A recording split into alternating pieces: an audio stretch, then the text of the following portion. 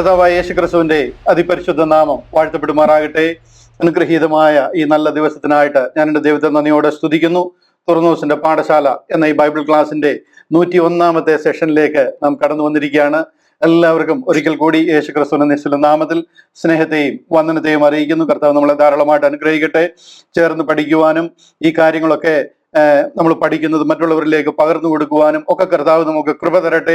ആത്മീക ധൈര്യത്തെയും പരിജ്ഞാനത്തെയും ദൈവം പകരട്ടെ എന്ന് പ്രാർത്ഥിക്കുന്നു. കഴിഞ്ഞ ആഴ്ചയിൽ നമ്മൾ ചിന്തിച്ചു നിർത്തിയത് ആക്ട്സ് ഓഫ് അപ്പസ്റ്റൽസ് അതിന്റെ 17ാമത്തെ അധ്യായം തുടങ്ങി ഏകദേശം 15ാമത്തെ വാക്യം വരെ ചിന്തിക്കുവാനായിട്ട് നമുക്കിടയായി. അതിൽ പ്രധാനമായിട്ടും നമ്മൾ പഠിച്ചത് അപ്പോസ്തലന്മാരായ പൗലോസും തിമത്തിയോസും ഒക്കെ തെസലോനിക്കയിൽ എത്തുന്നതായിട്ടും, അതായത് ഫിലിപ്പിയിലെ കാരാഗ്രഹത്തിലെ അനുഭവത്തിന് ശേഷം അവർ തെസലോനിക്കയിൽ എത്തുന്നതായിട്ടും, തെസലോനിക്കയിൽ ഏകദേശം 3 ആഴ്ചയോളം അവരുടെ സിനഗോഗിൽ അവരെ സുവിശേഷം അറിയിക്കുകയും അവരോട് സംസാരിക്കുകയും, എന്നാൽ അസൂയ പൂണ്ട യഹൂദന്മാര് അവർക്കെതിരായിട്ട് തിരികുകയും അവരെ അവിടെ നിന്നും വലിയ കലാപം അഴിച്ചുവിടുകയും ചെയ്തു കഴിഞ്ഞപ്പോൾ അവർ ബെരോവ എന്ന് പറയുന്ന സ്ഥലത്തേക്ക്, ബെറിയ എന്ന് പറയുന്ന സ്ഥലത്തേക്ക് മാറുന്നതായും, ബെരോവയിലും അവരെത്തി വീണ്ടും അവിടെയും പ്രശ്നമുണ്ടാക്കുന്നതായിട്ട് നമുക്ക് കാണാം. എന്നാൽ പൗലോസ് അപ്പോസ്തലൻ പറയുന്നു, ബെരോവയിലുള്ളവർ തെസ്സലോനിക്കയിലുള്ളവരെക്കാൾ ഉത്തമന്മാരായിരുന്നുവെന്ന്. കാര്യം എന്താണെന്ന് ചോദിച്ചു കഴിഞ്ഞാൽ, അവർ ആ തിരുവചനം കേൾക്കുമ്പോൾ അത് അതുപോലെ തന്നെ ഉൾക്കൊള്ളുകയും അങ്ങനെ തന്നെ ആണോ എന്ന് തിരുവചനത്തിൽ പരിശോധിക്കുകയും ചെയ്തുകൊണ്ടിരുന്നു. തിരുവചനത്തെ പൂർണ്ണ ജാഗ്രതയോടുകൂടി ഉൾക്കൊള്ളുകയും അത് അങ്ങനെ തന്നെയോ എന്ന് ദിനം പ്രതി തിരുവചനം പരിശോധിക്കുകയും ചെയ്തു പോന്നിരുന്നു. അതുകൊണ്ട് തന്നെ ഇപ്പോൾ അവരെ കുറിച്ച് പറയുകയാണ്, ബെരോവയിലുള്ളവർ തെസ്സലോനിക്കയിലുള്ളവരെക്കാൾ ഉത്തമന്മാരായിരുന്നുവെന്ന്. എന്നാൽ അവിടെയും ഈ അസൂയ പൂണ്ട യഹൂദന്മാര് വരികയും അവിടെ കലാപവും പീഡനവും അഴിച്ചുവിടുകയും ഒക്കെ ചെയ്യുന്നതായിട്ട് നമുക്ക് കാണുവാനായിട്ടും ചിന്തിക്കുവാനും കഴിഞ്ഞു. യാസോൻ എന്ന് പറയുന്ന ഒരാളെ തനിക്ക് അഭയം കൊടുത്തിരുന്നു എന്ന് പറഞ്ഞ് അദ്ദേഹത്തെ വലിച്ചിഴച്ചുകൊണ്ട് നഗരാധിപതിയുടെ അടുക്കൽ പോവുകയും ഒക്കെ ചെയ്യുന്ന സംഭവങ്ങൾ നമുക്ക് ചിന്തിക്കുവാനായിട്ട് ഇടയായി. ബെരോവയിൽ നിന്ന് തെസ്സലോനിക്കയിലുള്ളവരെക്കാൾ ഉത്തമന്മാരായിരുന്നു എന്ന് പറയാൻ കാര്യം, അവർ ആ തിരുവചനം അങ്ങനെ തന്നെയോ എന്ന് പഠിപ്പിക്കുന്ന അങ്ങനെ തന്നെയോ എന്ന് ശ്രദ്ധിക്കുകയും അനുദിനം പരിശോധിക്കുകയും ചെയ്തുകൊണ്ടിരുന്നു. കാര്യം എന്താണെന്ന് ചോദിച്ചു കഴിഞ്ഞാൽ, താൻ പ്രസംഗിക്കുന്നത് യേശു ക്രിസ്തു, നിങ്ങൾ കാത്തിരിക്കുന്ന ക്രിസ്തു മശിഹായ്ക്ക് വേണ്ടി നിങ്ങൾ കാത്തിരിക്കുന്നു, ആ മശിഹായാണ് ഞാൻ പ്രസംഗിക്കുന്ന യേശു എന്നാണ് പൗലോസ് അപ്പോസ്തലൻ അവർക്ക് അവിടെ തെളിയിച്ചു കൊണ്ടിരുന്നത്. ഞാൻ ആ ഒരു വാക്യം കാണിച്ച് ഇന്നത്തെ വിഷയത്തിലേക്ക് വരാം. അതായത് 17ാമത്തെ അധ്യായം അതിന്റെ 3-ാം വാക്യം. അവിടെ ഇങ്ങനെയാണ് പറയുന്നത്, ക്രിസ്തു കഷ്ടം അനുഭവിക്കുകയും മരിച്ചവരിൽ നിന്ന് ഉയർത്തെഴുന്നേൽക്കുകയും ചെയ്യേണ്ടതെന്നും ഞാൻ നിങ്ങളോട് അറിയിക്കുന്ന ഈ യേശു തന്നെ ക്രിസ്തു എന്ന് തെളിയിച്ച് വിവരിച്ചുകൊണ്ടിരുന്നു. ഇതായിരുന്നു പൗലോസ് അപ്പോസ്തലൻ അവിടെ പ്രസംഗിക്കുന്നത്. എന്നാൽ ഇത് അവർക്ക് ഉൾക്കൊള്ളുവാൻ കഴിയാതെ പോളിനെതിരായിട്ട് അവർ തിരിയുവാനായിട്ടിടയായി. തുടർന്ന് ഇതിനുശേഷം ഏകദേശം കൊരിന്തിലിരിക്കുമ്പോഴാണ് പൗലോസ് അപ്പോസ്തലൻ തെസ്സലോനിക്കർക്ക് ലേഖനം എഴുതുന്നത്. അവർക്ക് ലേഖനം എഴുതുമ്പോൾ അവിടെ പറയുന്ന ഒരു വാക്യം കൂടെ ഞാനൊന്ന് കാണിക്കാം. അവരെ കുറിച്ച്, തെസ്സലോനിക്കക്കാരെ കുറിച്ച് പറയുന്നത് ഇങ്ങനെയാണ്. 1 തെസ്സലോനിക്കർ തന്റെ 2ാമത്തെ അധ്യായം 15-16 വാക്യങ്ങളിൽ ഇങ്ങനെ പറഞ്ഞിരിക്കുന്നത്, യഹൂദർ കർത്താവായ യേശുവിനെയും സ്വന്തം പ്രവാചകന്മാരെയും കൊന്നവരും ഞങ്ങളെ ഓടിച്ചു കളഞ്ഞവരും ദൈവത്തെ പ്രസാദിപ്പിക്കാത്തവരും സകല മനുഷ്യർക്കും വിരോധികളും ജാതികൾ രക്ഷിക്കപ്പെടേണ്ടതിനായി ഞങ്ങൾ അവരോട് പ്രസംഗിക്കുന്നത് വിലക്കുന്നവരുമാകുന്നു. അങ്ങനെ അവർ തങ്ങളുടെ പാപങ്ങളെ എപ്പോഴും പൂരിപ്പിക്കുന്നു, എന്നാൽ ദൈവക്രോധം അവരുടെ മേൽ മുഴുത്തു വന്നിരിക്കുന്നു. മനസ്സിലായോ? പൗലോസ് അപ്പോസ്തലൻ ഇതിനുശേഷം ആദ്യമായിട്ട് എഴുതുന്ന ലേഖനം തെസ്സലോനിക്ക ലേഖനമാണ്. നമ്മളിപ്പോ ആ ഭാഗത്തേക്കൊക്കെ വരും. ഇന്ന് നമ്മൾ ആ ഭാഗത്തെ ഒരു പക്ഷെങ്കിൽ ഇന്ന് ആ ഒരു ഏരിയ നമ്മൾ ടച്ച് ചെയ്യാൻ ചാൻസ് ഉണ്ട്. ഇല്ലാന്നുണ്ടെങ്കിൽ അടുത്ത ആഴ്ചയിലൊക്കെ കയറുമ്പോൾ ഓരോ സ്ഥലത്തും ഏത് ലേഖനങ്ങൾ എഴുതി എന്നൊക്കെ നമ്മൾ കണ്ടുപോകുവാനായിട്ട് ഇടയാകും. ഇവിടെ തെസ്സലോനിക്കക്കാരെ കുറിച്ച് പറയുമ്പോൾ പൊതുവെ അവരെ കുറിച്ചുള്ള ഒരു അഭിപ്രായമാണ് ഇവിടെ എഴുതിയിരിക്കുന്നത്. അതായത് അവര് യഹൂദന്മാർ കർത്താവായ യേശുവിനെയും സ്വന്തം പ്രവാചകന്മാരെയും കൊന്നവരും ഞങ്ങളെ ഓടിച്ചു കളഞ്ഞവരും ദൈവത്തെ പ്രസാദിപ്പിക്കാത്തവരും സകല മനുഷ്യർക്കും വിരോധികളും ജാതികൾ രക്ഷിക്കപ്പെടേണ്ടതിനായി ഞങ്ങൾ അവരോട് പ്രസംഗിക്കുന്നത് വിലക്കുന്നവരുമാകുന്നു. ഇതാണ് ഈ തെസ്സലോനിക്കക്കാരുടെ ഒരു ക്വാളിറ്റി നോക്കിക്കഴിഞ്ഞാൽ നമുക്ക് കാണുവാനായിട്ട് കഴിയുന്നത്. പിന്നീട് പൗലോസ് അപ്പോസ്തലൻ ബെരോവയിൽ സുവിശേഷം അറിയിക്കുന്നതെന്ന് അറിഞ്ഞ് യഹൂദന്മാർ അവിടെയും വന്ന് പുരുഷാരത്തെ ഇളക്കുന്നതായിട്ട് നമുക്ക് കാണുവാനായിട്ട് കഴിയും. ആ ഒരു 13ാമത്തെ വാക്യമാണ് നമ്മൾ ചിന്തിച്ചു നിർത്തിയത്. 17-ന്റെ 13-14 വാക്യങ്ങൾ. അവിടെ ഇങ്ങനെയാണ് പറയുന്നത്, പൗലോസ് ബെരോവയിലും ദൈവവചനം അറിയിച്ചത് തെസ്സലോനിക്കയിലെ യഹൂദന്മാർ അറിഞ്ഞു, അവിടെയും വന്ന് പുരുഷാരത്തെ ഇളക്കി ഭ്രമിപ്പിച്ചു. ഉടനെ സഹോദരന്മാർ പൗലോസിനെ സമുദ്ര തീരത്തേക്ക് പറഞ്ഞയച്ചു. ശീലാസും തിമത്തിയോസും അവിടെ തന്നെ പാർത്തു, ബെറോവയിൽ തന്നെ പാർത്തു. പൗലോസിനോട് കൂടെ വഴിത്തുണ പോയവർ അവനെ അഥേനയോളം കൊണ്ടുപോയി. ശീലാസും തിമത്തിയോസും കഴിയുന്ന വേഗത്തിൽ തന്റെ അടുക്കൽ വരണം എന്നുള്ള കൽപ്പന വാങ്ങി മടങ്ങിപ്പോന്നു. ഇത്രയുമാണ് നമ്മൾ കഴിഞ്ഞ ദിവസം ചിന്തിച്ചു നിർത്തിയത്. പൗലോസ് അപ്പോസ്തലനെ ബെറോവയിലും താൻ മുഖ്യ പ്രസംഗിയായതിനാൽ തന്നെ അവിടെ നിന്നും എത്രയും പെട്ടെന്ന് നാട് കടത്തണം, അവിടെ നിർത്താനേ പാടില്ല. അങ്ങനെ തന്നെ സമുദ്ര തീരത്തോടു കൂടി അഖായ, അതായത് ഏഥൻസിലേക്ക്, അഥേനയിലേക്ക് പറഞ്ഞു വിടുകയും തന്നെ കൊണ്ടാക്കിയവര് അഥേനയിലാക്കിയവരോട് പറഞ്ഞു എത്രയും പെട്ടെന്ന് തിമത്തിയോസിനെയും ശീലാസിനെയും അവിടുത്തെ ശുശ്രൂഷ കഴിഞ്ഞാൽ ഉടനെ അവരെ മടക്കി അഖായയിലേക്ക് അയക്കണം എന്നുള്ള കൽപ്പന വാങ്ങി തന്നെ കൊണ്ടു ചെന്നവർ തന്നെ അവിടെ ആക്കിയിട്ട് മടങ്ങി പോരുന്നതായിട്ട് നമുക്ക് കാണുവാൻ കഴിയുന്നു. ഇത്രയും ഭാഗങ്ങളാണ് കഴിഞ്ഞ ആഴ്ചയിൽ നമ്മൾ ചിന്തിക്കുവാനായിട്ട് ഇടയായി തീർന്നത്. ഇവിടം വരെ എല്ലാവർക്കും കാര്യങ്ങൾ വളരെ ക്ലിയർ ആണ് എന്ന് ഞാൻ മനസ്സിലാക്കുന്നു. ഒരു ശകലം പോലും സംശയം ബാക്കി നിൽക്കാൻ പാടില്ല. എന്തെങ്കിലുമൊക്കെ സംശയം ഉണ്ടെന്നുണ്ടെങ്കിൽ ഈ അപ്പോസ്തല പ്രവൃത്തികൾ മാത്രമല്ല, ഇതിനു ശേഷം നമ്മൾ പഠിക്കാൻ പോകുന്ന എല്ലാ എപ്പിസ്റ്റൽസ്, അതായത് ഓരോ ലേഖനങ്ങൾ പഠിക്കുമ്പോഴും ആ സംശയം അങ്ങനെ നിഴലിച്ച് കിടക്കും. അതുകൊണ്ട് അതിനെല്ലാം ക്ലിയർ ചെയ്തു പോകണം. ഇത് വളരെ ക്ലിയർ ആണ്, ഇതുവരെ ഞാൻ ഒരു ഡൗട്ടും കാണുന്നില്ല. എന്തെങ്കിലും സംശയം ആർക്കെങ്കിലും ഉണ്ടെന്നുണ്ടെങ്കിൽ അത് ക്ലാരിഫൈ ചെയ്ത് പോകണം എന്ന് ഞാൻ വിനീതമായിട്ട് ഓർപ്പിക്കുകയാണ്. കഴിഞ്ഞ ആഴ്ചത്തെ സെഷൻ കഴിഞ്ഞപ്പോൾ രണ്ട് അഭിപ്രായങ്ങൾ പറഞ്ഞു. ഞാൻ അതിനെ വിശദമായിട്ട് പറയുവാനായിട്ടുള്ള സമയമില്ല. അങ്ങനെ വിശദമായിട്ട് പറഞ്ഞു കഴിഞ്ഞാൽ നമ്മൾ ഈ ചാപ്റ്റർ 17 ഇന്ന് തീരത്തില്ല. അതുകൊണ്ട് ഞാൻ അതിനെ ജസ്റ്റ് ഒന്ന് ടച്ച് ചെയ്ത് പോകുവാനായിട്ട് ആഗ്രഹിക്കുന്നു. കാര്യം അങ്ങനെ ഒരു സംശയം ഇട്ടേക്കാതിരിക്കാൻ വേണ്ടിയിട്ടാണ്. മുന്നോട്ട് പോകുന്തോറും കാര്യങ്ങൾ ക്ലിയർ ആയിട്ട് പോകണമല്ലോ. 2 ചോദ്യങ്ങൾക്കുള്ള വിശാലമായി മറുപടി പറയേണ്ട ചോദ്യങ്ങളാണ്. എന്നാൽ ഞാൻ അത്രയും സമയം എടുക്കത്തില്ല. 5 മിനിറ്റ് വീതം എടുത്ത കാര്യങ്ങൾ പറഞ്ഞു പോകണമെന്നാണ് ഞാൻ ആഗ്രഹിക്കുന്നത്. അത് കഴിഞ്ഞ് 17ാമത്തെ അധ്യായം നമുക്ക് ആരംഭിക്കാം. ഇതിന് ശേഷം ഏകദേശം ഒക്ടോബർ മാസം ആദ്യ ആഴ്ചയിൽ തന്നെ നമ്മുടെ എപ്പിസോഡുകൾ ആരംഭിക്കണം എന്ന് ആഗ്രഹിക്കുന്നുണ്ട്. ആ എപ്പിസോഡുകൾ ചെയ്യുമ്പോൾ ഞാൻ ഈ വിഷയങ്ങളൊക്കെ വളരെ ഡീറ്റെയിൽ ആയിട്ട് പറയണം എന്ന് ആഗ്രഹിക്കുന്ന വിഷയങ്ങളാണ്.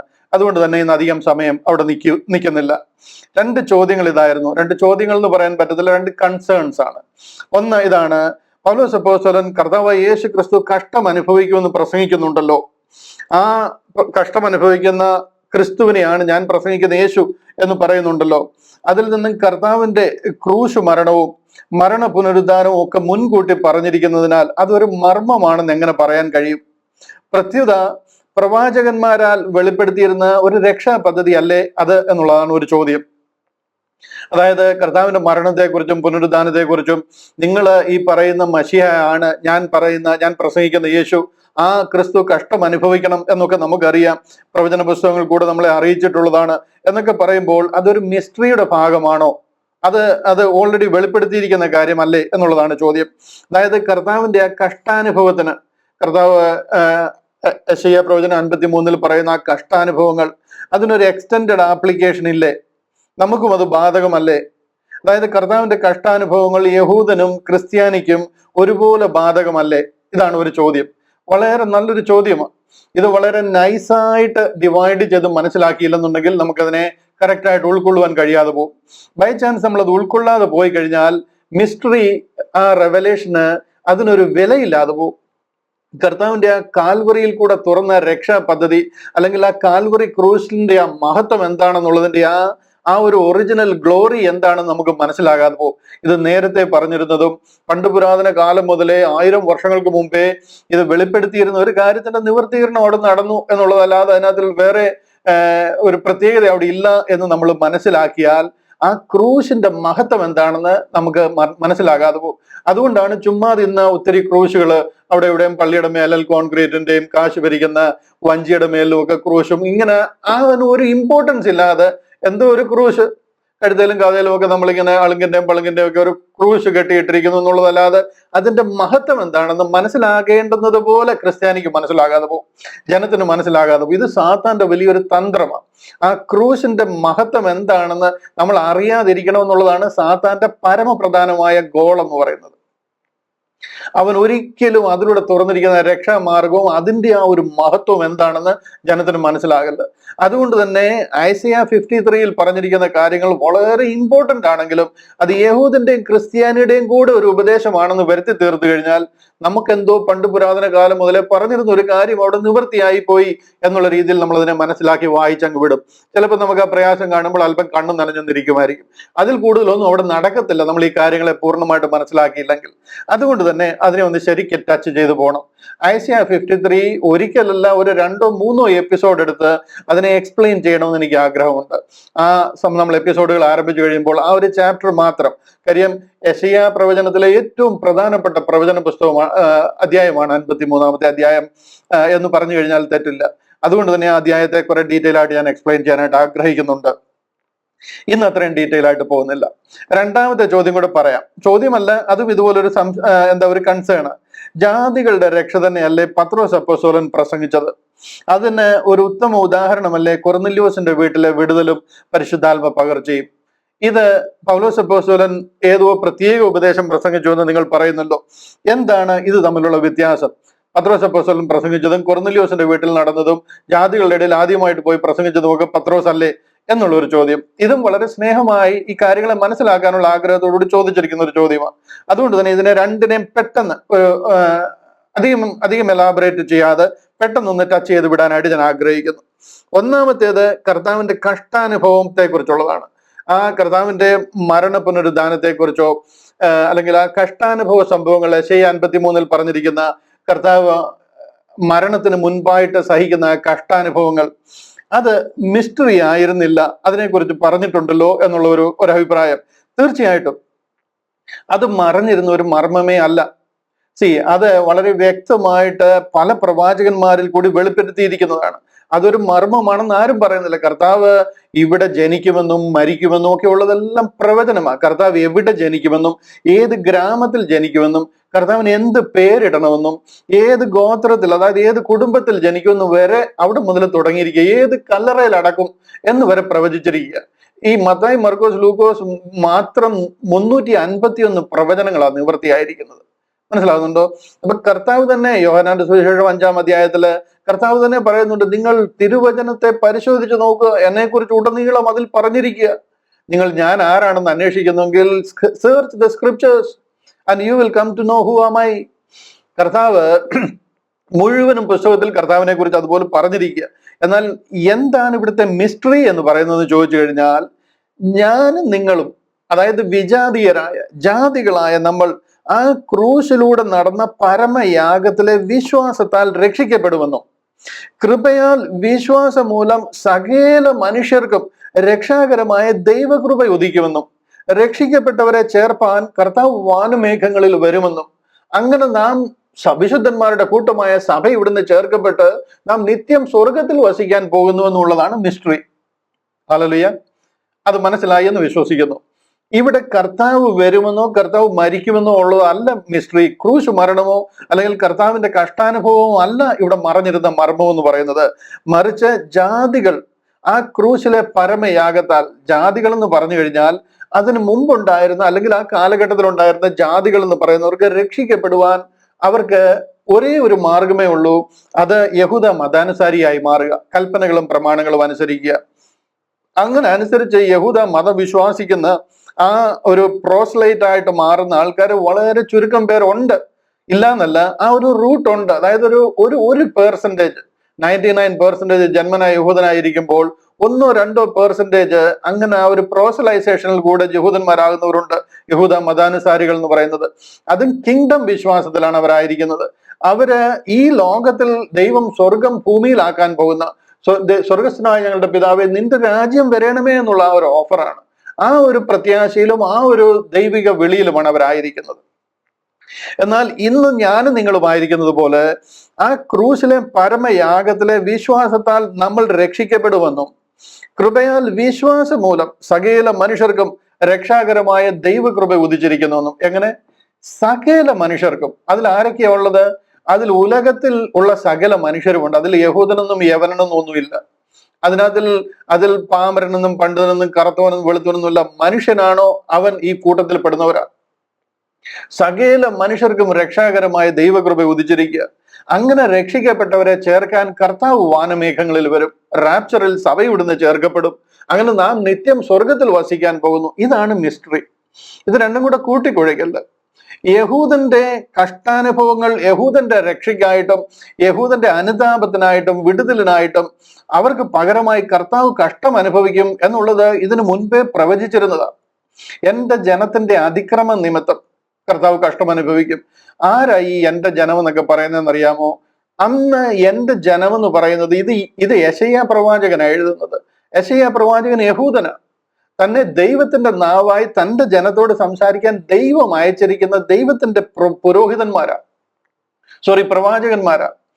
അങ്ങനെ കർത്താവ് ലോകത്തിൽ വരുന്നതിന് 800 വർഷം മുമ്പ് 1000 വർഷം വരെയുള്ള കാലഘട്ടത്തിൽ പറഞ്ഞിട്ടുള്ള പ്രവചന പുസ്തകങ്ങളാണ് ഈ ഐസിയായിൽ പറഞ്ഞിരിക്കുന്ന കാര്യങ്ങളും സങ്കീർത്തനം 22 ദാവീദ് എഴുതിയിരിക്കുന്ന കാര്യങ്ങളും ഒക്കെ ഇതിനെ സക്കറിയ പ്രവാചകൻ എഴുതിയിരിക്കുന്നതും ഇതെല്ലാം അവർക്ക് സംഭവിക്കും എന്നുള്ളത് കർത്താവ് മുൻകൂട്ടി പറഞ്ഞിരുന്നതാണ്. എന്നാൽ ക്രൂശിലൂടെ സകല മനുഷ്യർക്കും രക്ഷ എന്നൊരു ദൈവിക പദ്ധതി നോബഡി ന്യൂ ദിസ്. ഓരോ കുഞ്ഞുങ്ങൾക്കും അറിയാവുന്ന കാര്യമല്ല. നിങ്ങൾ എത്ര പേര് വിശ്വസിക്കുന്നുണ്ട് കാൽവറി ക്രൂശിലൂടെയുള്ള രക്ഷ എന്നൊരു സ്വർഗീയ പദ്ധതി ലോകത്തിൽ സൂര്യന്റെ കീഴിൽ ജീവിച്ചിരിക്കുന്ന മനുഷ്യരുടെ ഇടയിൽ ആദ്യമായിട്ട് ഇത് വെളിപ്പെടുന്നതും ഇത് പ്രസംഗിക്കുന്നതും പൗലോസ് അപ്പോസ്തലനാണ്. അതിനു മുമ്പ് ഒരു മനുഷ്യരും ക്രൂശിലൂടെ ഒരു രക്ഷ എന്നൊരു പദ്ധതി പ്രസംഗിച്ചിട്ടില്ല. ക്രൂശ് അവർ പ്രസംഗിച്ചിട്ടുള്ളത് തന്നെ ഏറ്റവും വലിയ നിന്ദ്യമായ ഒരു ഭയങ്കര സംഭവം. നമ്മൾ കാത്തിരുന്ന നമ്മുടെ മശിഹായെ നിങ്ങൾ ന്യായപ്രമാണത്തിൽ ശാപമായിരിക്കുന്ന ക്രൂശിൽ തൂക്കി കൊന്നുകളഞ്ഞിരിക്കുന്നു. യു ഗൈസ് ഹാവ് കിൽഡ് അവർ മശിഹ. അത്ര ഒരു ആ ഒരു പോയിന്റ് ആണ് അവർ അതിനു മുമ്പ് പറഞ്ഞിട്ടുള്ളത്. അതായത് അപ്പോസ്തല പ്രവൃത്തികളുടെ ആദ്യ അധ്യായങ്ങളിലൊക്കെ അവർ ക്രൂശ് പ്രസംഗിച്ചിരിക്കുന്നത് അങ്ങനെയാണ്. അല്ലാതെ ക്രൂശിന്റെ മഹത്വമോ അതിലൂടെ ഒരു പുതിയ രക്ഷാമാർഗം ആരംഭിച്ചിരിക്കുന്നതോ ദേഹം എന്ന തിരശീല ചീന്തി അതിലൂടെ ആരംഭിച്ചിരിക്കുന്ന ഒരു പുതിയ മാർഗമോ ഒരു കുഞ്ഞുങ്ങൾക്കും അറിയത്തില്ല. ഞാനൊരു വാക്യം ഒന്നൊന്ന് കാണിച്ചോട്ടെ. ആ ഒരു വിഷയത്തിനുള്ള ബന്ധത്തിൽ നമ്മുടെ സുവിശേഷം തന്നെ ഞാനൊന്ന് കാണിക്കാം. അതായത് കൊരിന്ത്യ ലേഖനം 1 കൊരിന്ത്യർ 15 അധ്യായം അതിന്റെ 3-4 വാക്യങ്ങൾ. 1 കൊരിന്ത്യർ 15 അധ്യായം 3-4 വാക്യങ്ങൾ. അവിടെ പറയുന്നത് കണ്ടോ, for I delivered unto you first of all that which I also received. ഇവിടെ ഇംഗ്ലീഷിൽ പറഞ്ഞിരിക്കുന്നു നോക്കണം. മലയാളത്തിൽ ഇതിനെ എത്രമാത്രം കുരുക്കാമോ അത്രമാത്രം കുരുക്കി തിരിച്ച് ഒരു മനുഷ്യനും വായിച്ചാൽ ഇത് പിടികിട്ടാത്ത രീതിയിലാണ് ഈ വാക്യമൊക്കെ ആക്കി അതിനെ ട്രാൻസ്ലേറ്റ് ചെയ്തിരിക്കുന്നത്. ഇംഗ്ലീഷ് വളരെ ക്ലിയറാ. ഇവിടെ പറഞ്ഞിരിക്കുന്നത് for I delivered unto you first of all that which I also received.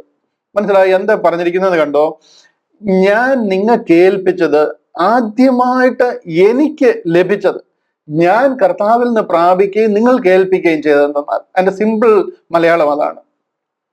ഞാൻ കർത്താവിൽ നിന്ന് പ്രാപിച്ചത്. ഇതിനർത്ഥം ഇതിനു മുമ്പ് വേറെ ഒരുത്തരും പ്രാപിച്ചിട്ടുള്ളതല്ല.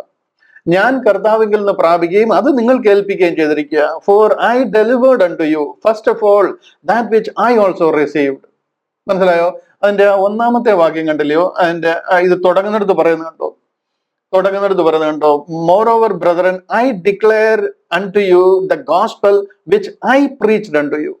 ഞാൻ നിങ്ങളോട് പ്രസംഗിച്ച സുവിശേഷം ഇത് വേറെ ആരും പ്രസംഗിച്ച സുവിശേഷമല്ല. ഇതിനു മുമ്പ് വേറെ ആരും ഇത് പ്രസംഗിച്ചിട്ടുമില്ല. ഞാൻ നിങ്ങളോട് പ്രസംഗിച്ചത്, നമ്മളൊരു കഴിഞ്ഞ പ്രാവശ്യം നമ്മൾ 2-fold പർപ്പസ് എന്നുള്ള പുസ്തകം പഠിച്ചപ്പോൾ നമ്മളിത് ചിന്തിച്ചതാണ്. അതുകൊണ്ട് അവിടെ ഞാൻ അതൊന്ന് ഹൈലൈറ്റ് ചെയ്ത് കാണിച്ചിട്ടുണ്ട്. ഇത് കണ്ടില്ല, ഇവിടെ പറയാണ്, furthermore we should not overlook what Paul says about this gospel that Christ died for our sins. കർത്താവ് നമ്മുടെ പാപങ്ങൾക്ക് വേണ്ടി മരിച്ചു എന്ന് പറയുന്ന സുവിശേഷം.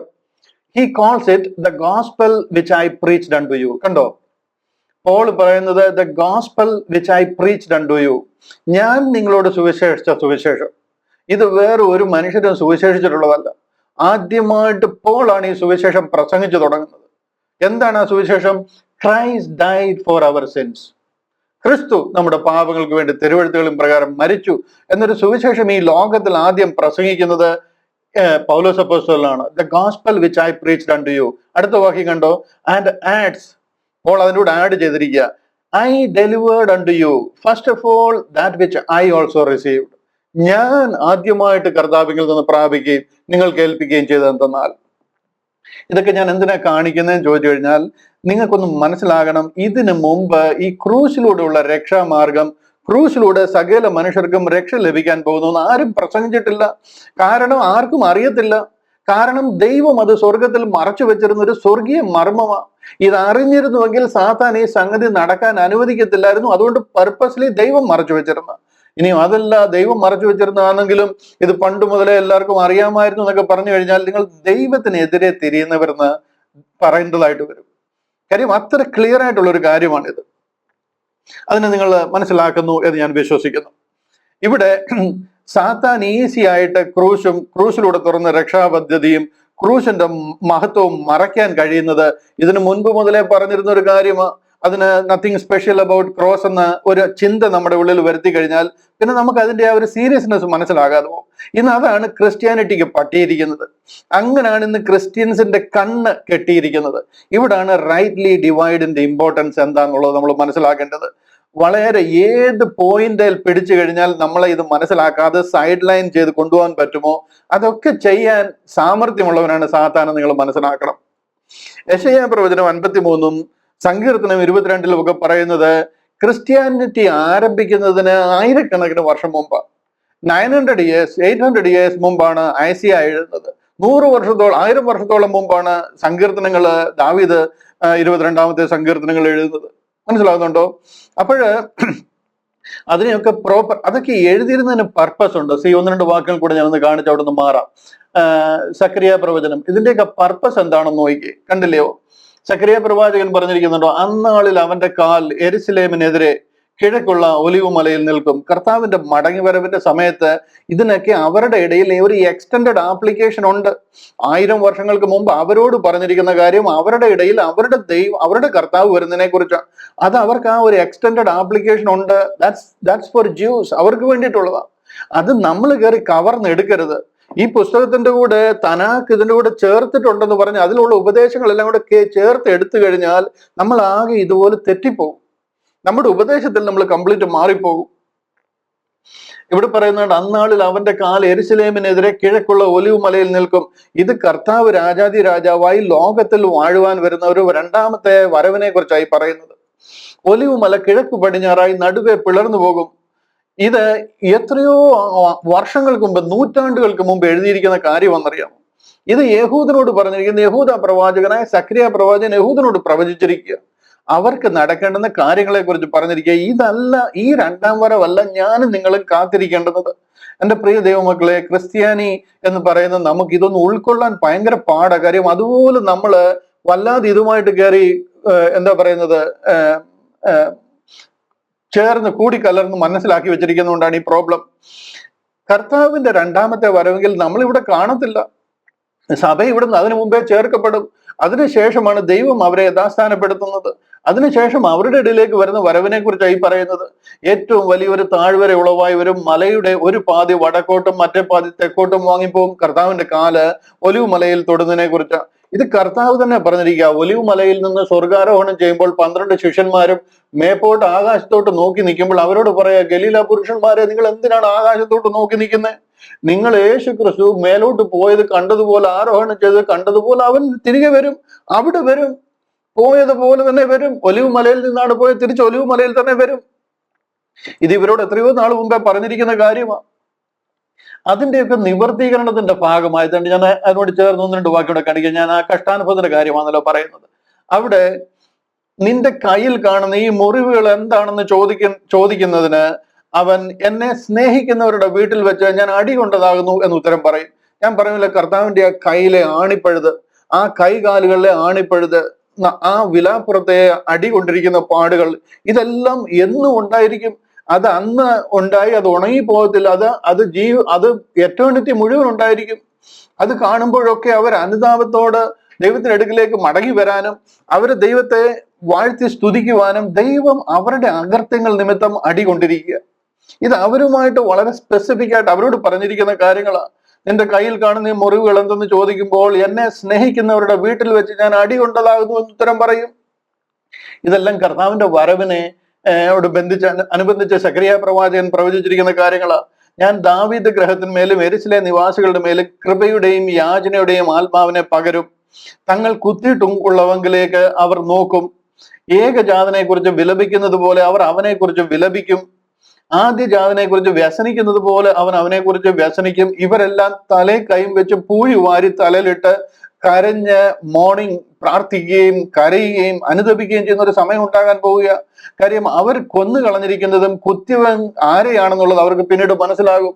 അന്ന് ഓരോരുത്തർ അന്നാളിൽ മെഗിദോ താഴ്വരയിലുള്ളവരും ഹദദ് റിമോനിലെ വിലാപം പോലെ യെരുശലേമിൽ ഒരു മഹാവിലാപം ഉണ്ടാകും.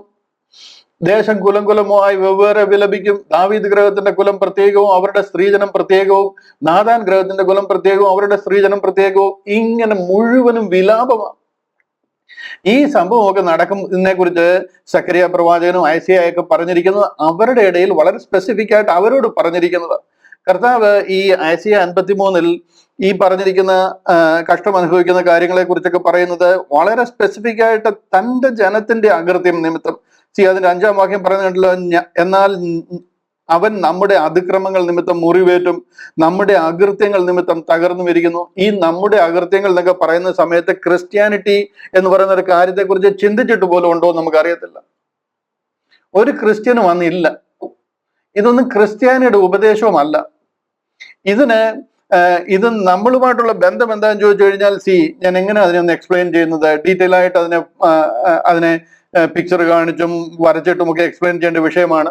ഞാനതിനെ ആ രീതിയിൽ ചെയ്യാം, കുറെ കൂടെ വെളിപ്പെടുത്താനായിട്ട് ശ്രമിക്കാം. എന്നാൽ ഇവിടെ ഒരു കാര്യം നമ്മൾ മനസ്സിലാക്കണം. ഒരു യാഗമൃഗത്തെ നമ്മൾ ആ യാഗമൃഗത്തെ കൊണ്ടുവന്നിട്ട് അതിനെ അടിച്ചും ഉപദ്രവിച്ചും ഭയങ്കര പ്രയാസപ്പെടുത്തിയും വിട്ടു കഴിയുന്നതുകൊണ്ട് ആ യാഗം പൂർണ്ണമാകത്തില്ല. ആ യാഗത്തിലൂടെ ആ ഒരു പാപത്തിന്റെ പരിഹാരമായി തീരത്തില്ല. ആ യാഗത്തിനൊരു പൂർണ്ണത വരത്തില്ല. ഈ കർത്താവിനെ അടിക്കുന്നതും കർത്താവിന്റെ അവിടുത്തെ ആ കഷ്ടാനുഭവങ്ങൾ സഹിക്കുന്നതെല്ലാം യഹൂദന്റെ പാപം നിമിത്തം, അവരുടെ കഷ്ടനിമിത്തമാണ്. എന്റെ ജനത്തിന്റെ അതിക്രമ നിമിത്തം അവൻ അടികൊണ്ടും മുറിവേറ്റു വരിക്കുന്നു. മനസ്സിലാകുന്നുണ്ടോ? എന്നാൽ നമുക്കുണ്ടായിരിക്കുന്നത് കർത്താവ് ഇപ്പൊ കഷ്ടം അനുഭവിച്ചില്ലായിരുന്നു എന്ന് വിചാരിക്കുക. ജസ്റ്റ് ഈസി ആയിട്ട് മനസ്സിലാക്കാൻ. യാതൊരു കഷ്ടവും അനുഭവിച്ചിരുന്നില്ല ആ ഒരു സമയത്ത്. എന്നാൽ കർത്താവിന്റെ ക്രൂശീകരണം നടന്നു. നമ്മുടെ രക്ഷ നടന്നിരിക്കുന്നത് ഈ ക്രൂശീകരണ സമയത്ത് കൂടെ പോലും നമുക്കത് വെളിപ്പെട്ടിട്ടില്ല. ക്രൂശീകരണം കഴിഞ്ഞിട്ടും ഉയർപ്പ് നടന്നിട്ടും പോലും നമ്മളോട് ആരും പറഞ്ഞിട്ടില്ല, നമുക്ക് വെളിപ്പെട്ടിട്ടില്ല.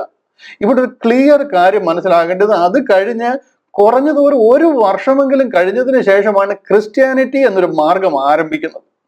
അതിനുശേഷം ദൈവം സ്വർഗത്തിൽ നിന്ന് ഒരു അപ്പോസ്തലനെ ദൈവം വിളിച്ച് ആ ഒരു തന്നെ ഏൽപ്പിച്ചിരിക്കുന്ന തനിക്ക് വെളിപ്പെടുത്തി കൊടുത്തിരിക്കുന്ന ഒരു വലിയ പദ്ധതിയാണ് ഇത്. ഏകദേശം ആ സെയിം ടൈമിൽ നടന്നിരുന്നതുകൊണ്ട് നമ്മൾ അതും യഹൂദ വിശ്വാസവുമായിട്ട് ചേർത്ത് ഇളക്കിയിരിക്കുക.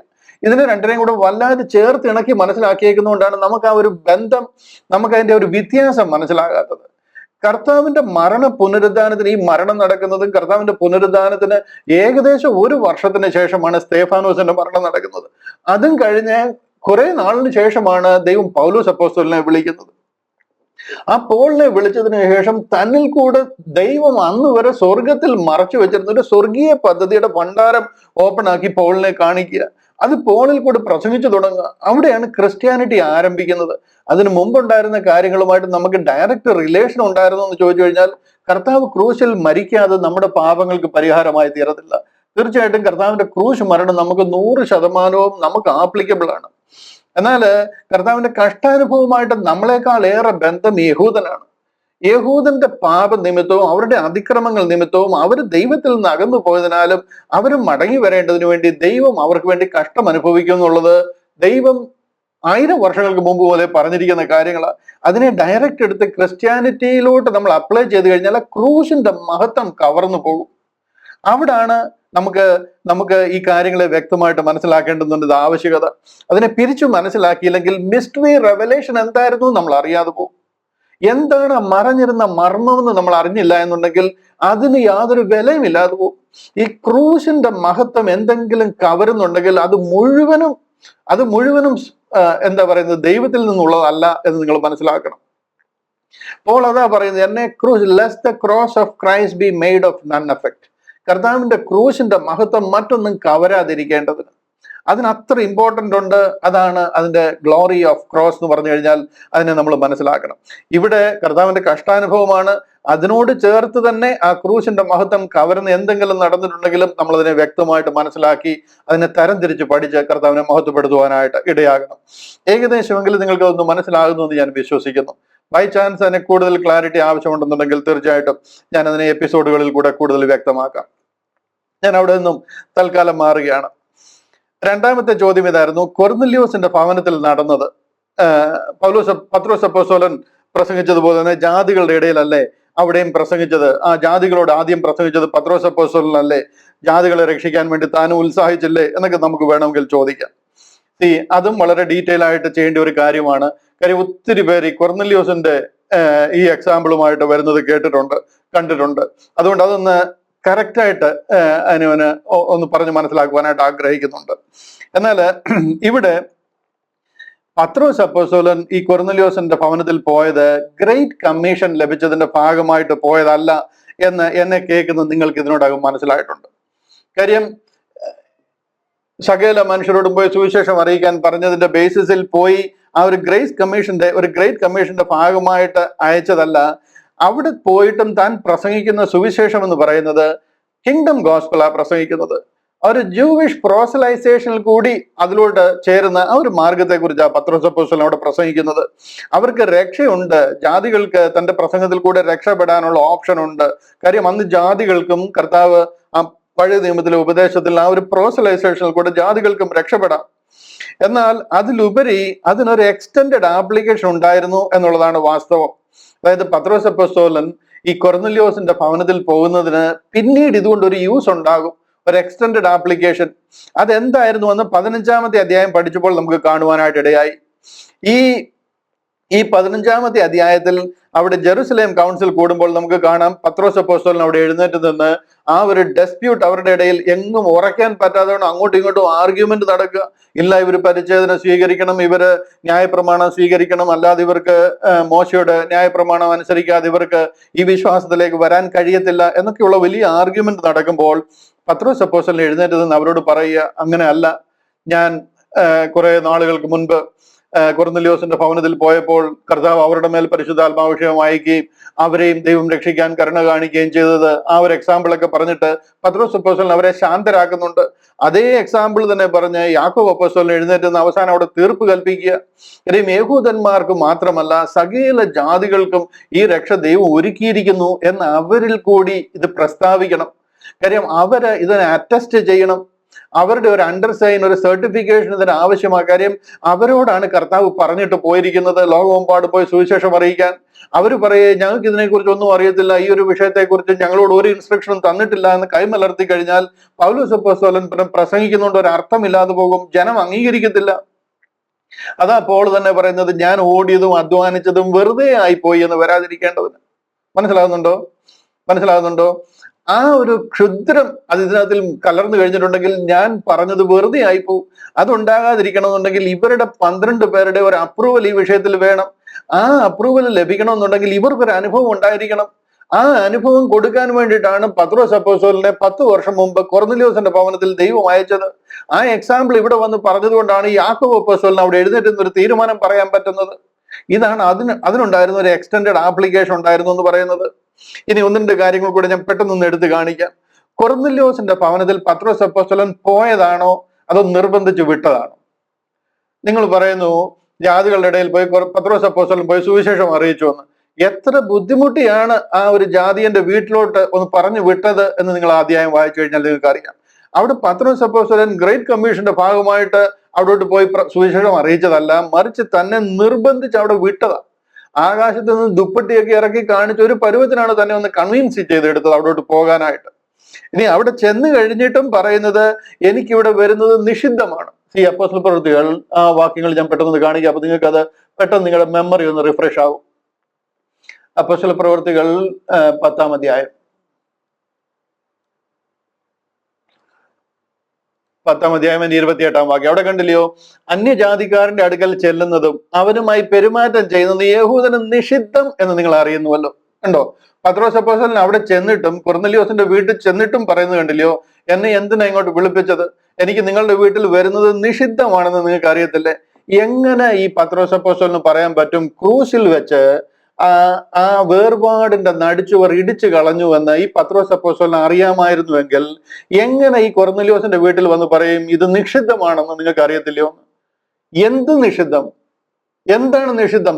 ജാതികളുടെ വീട്ടിൽ പോകുന്നു, അതല്ലേ ക്രൂശിൽ വെച്ച് ഇടിച്ചു കളഞ്ഞു എന്ന് താങ്കൾക്ക് അറിയാമെന്ന് പറയുന്നത്? അവർക്ക് ആർക്കും ഇതിനെക്കുറിച്ച് അറിയത്തില്ല. പ്ലീസ്, നിങ്ങൾ ഇതിനെ ആ ഒരു ദൈവസ്നേഹത്തോട് മനസ്സിലാകണം. ഇത് വെളിപ്പെടുത്തിയിരിക്കുന്നത് പൗലോസ് അപ്പോസ്തലനാണ്. ക്രൂശിൽ കൂടി വേർപാടിന്റെ നടിച്ചുവർ ഇടിച്ചു എന്നുള്ളത് സത്യമാണെങ്കിലും ഈ പന്തിരുവർക്കോ വേറെ ഒരുത്തർക്കും അത് വെളിപ്പെടുത്തിയിട്ടില്ല. അതുകൊണ്ടാണ് അത് കഴിഞ്ഞിട്ട് ഒരു വർഷമല്ല 6 വർഷം കഴിഞ്ഞിട്ട് AD 39 നടക്കുന്ന ഒരു സംഗതിയായത്. 6 വർഷം കഴിഞ്ഞിട്ട് പത്രോസ് അപ്പോസ്തലൻ ഈ കൊർന്നല്യോസിന്റെ വീട്ടിൽ വരുമ്പോഴും പറയുന്നത് യഹൂദന് ജാതികളുടെ അടുക്കൽ വരുന്നത് നിഷിദ്ധമാണ്. എന്തിന്റെ നിഷിദ്ധമാണ്?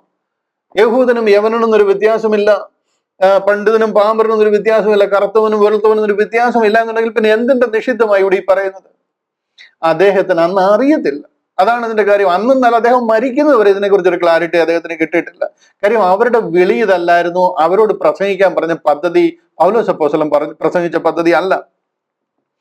ഇവിടെ അടുത്ത് നോക്കിക്കഴിഞ്ഞാൽ കാണാം, പത്രോസ് അപ്പോസ്തലൻ പ്രസംഗിക്കുന്ന സുവിശേഷം. ഇതിന്റെ അടുത്ത കണ്ടില്ല, അവിടെ വന്നിട്ട് എന്താ പ്രസംഗിക്കുന്നത്? പൗലോസ് പ്രസംഗിച്ചതുപോലെ കൃപയാൽ വിശ്വാസം മൂലം നിങ്ങൾ രക്ഷിക്കപ്പെട്ടിരിക്കുന്നു, കർത്താവ് നമുക്ക് വേണ്ടി കാൽവറിയിൽ തകർക്കപ്പെട്ടിരിക്കുന്നു, Christ died for our sins. അതാണോ പ്രസംഗിച്ചത്?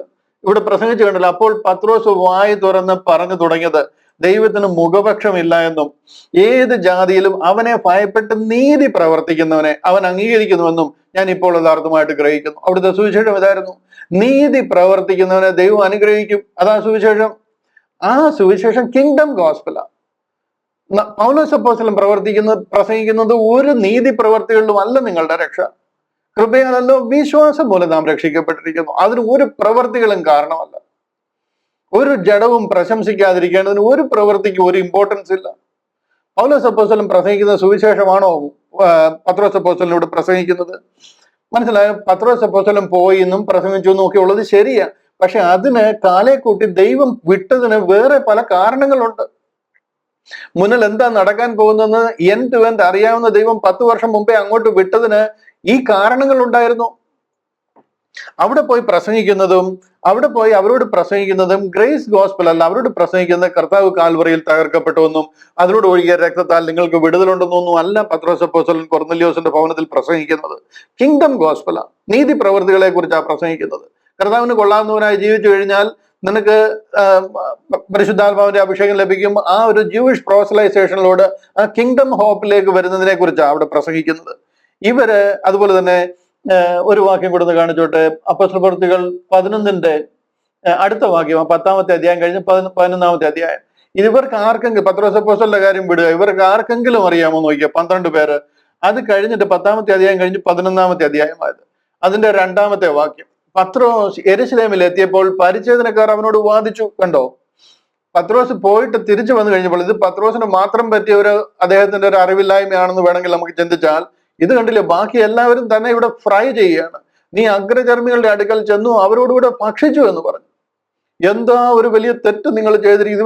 ഇവർക്ക് എത്ര പേർക്കാ വേർപാടിന് നടിച്ചവർ ഇടിച്ചു കളഞ്ഞത് മനസ്സിലായിരിക്കുന്നത് നിങ്ങൾ ചിന്തിക്കും.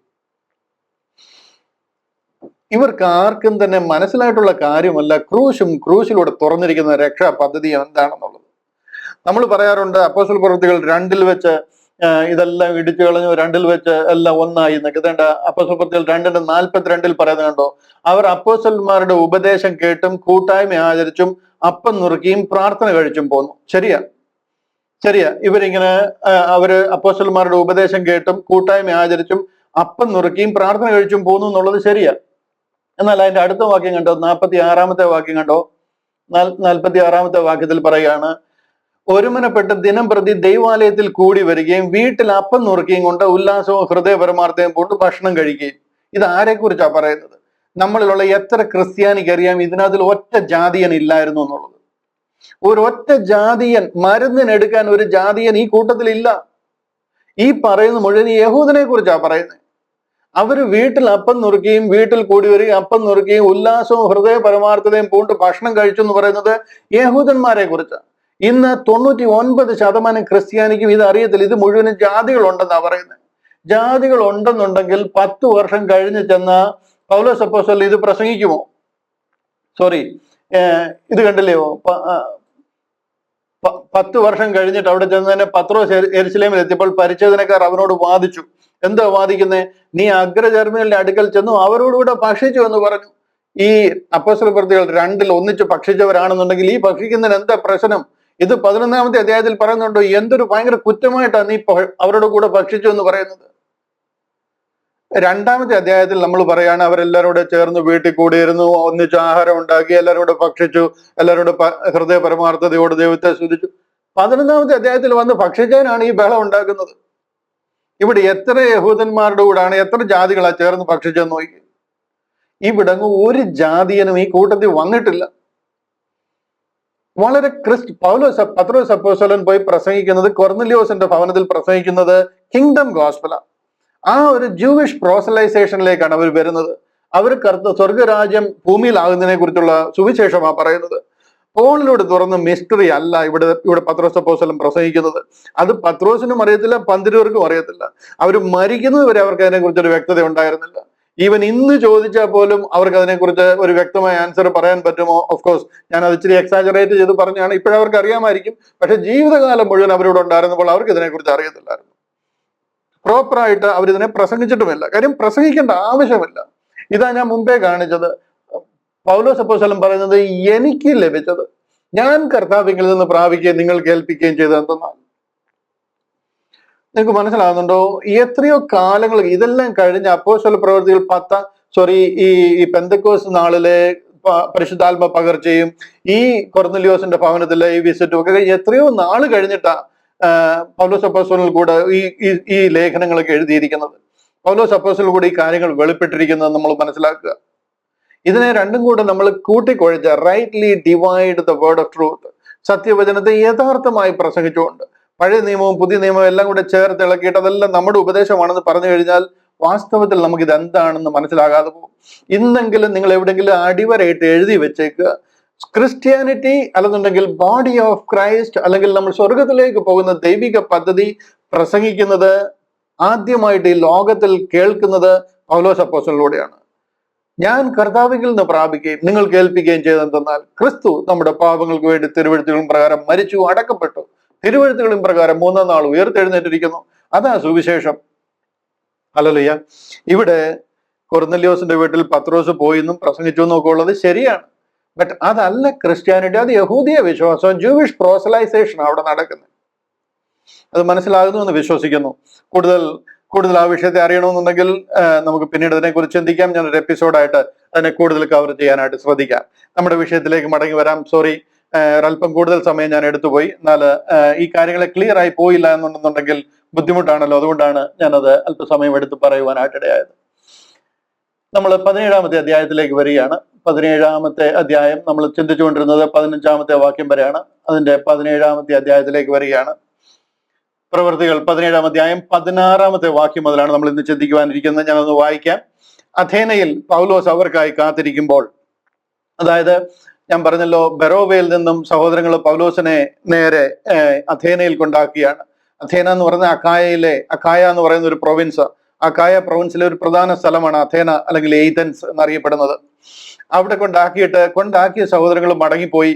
അവരോട് പറഞ്ഞു, ശീലാസിനെയും തിമത്തിയോസിനെയും അവിടുത്തെ ശുശ്രൂഷ കഴിഞ്ഞാൽ സേഫായിട്ട് അവരെ എത്രയും പെട്ടെന്ന് എന്റെ അടുക്കൽ മടക്കി അയക്കണം എന്നുള്ള കൽപ്പന സ്വീകരിച്ച് അവർ മടങ്ങിപ്പോയി. താൻ അവിടെ അഥേനയിൽ ഇരിക്കുകയാണ്. ലൂക്കോസ് തന്നോടൊപ്പം ഉണ്ട്. അഥേനയിൽ പൗലോസ് അവർക്കായി കാത്തിരിക്കുമ്പോൾ നഗരത്തിൽ ബിംബങ്ങൾ നിറഞ്ഞിരിക്കുന്നത് കണ്ട് മനസ്സിന് ചൂടുപിടിച്ചു. അവൻ പള്ളിയിൽ വെച്ച് യഹൂദന്മാരോടും ദൈവഭക്തന്മാരോടും ചന്തസ്ഥലത്ത് ദിവസേന കണ്ടവരോടും സംഭാഷിച്ചു പോന്നു. എപ്പിക്കൂര്യരും സ്തോയിക്കരും ആയ തത്വജ്ഞാനികളിൽ ചിലർ അവനോട് വാദിച്ചു.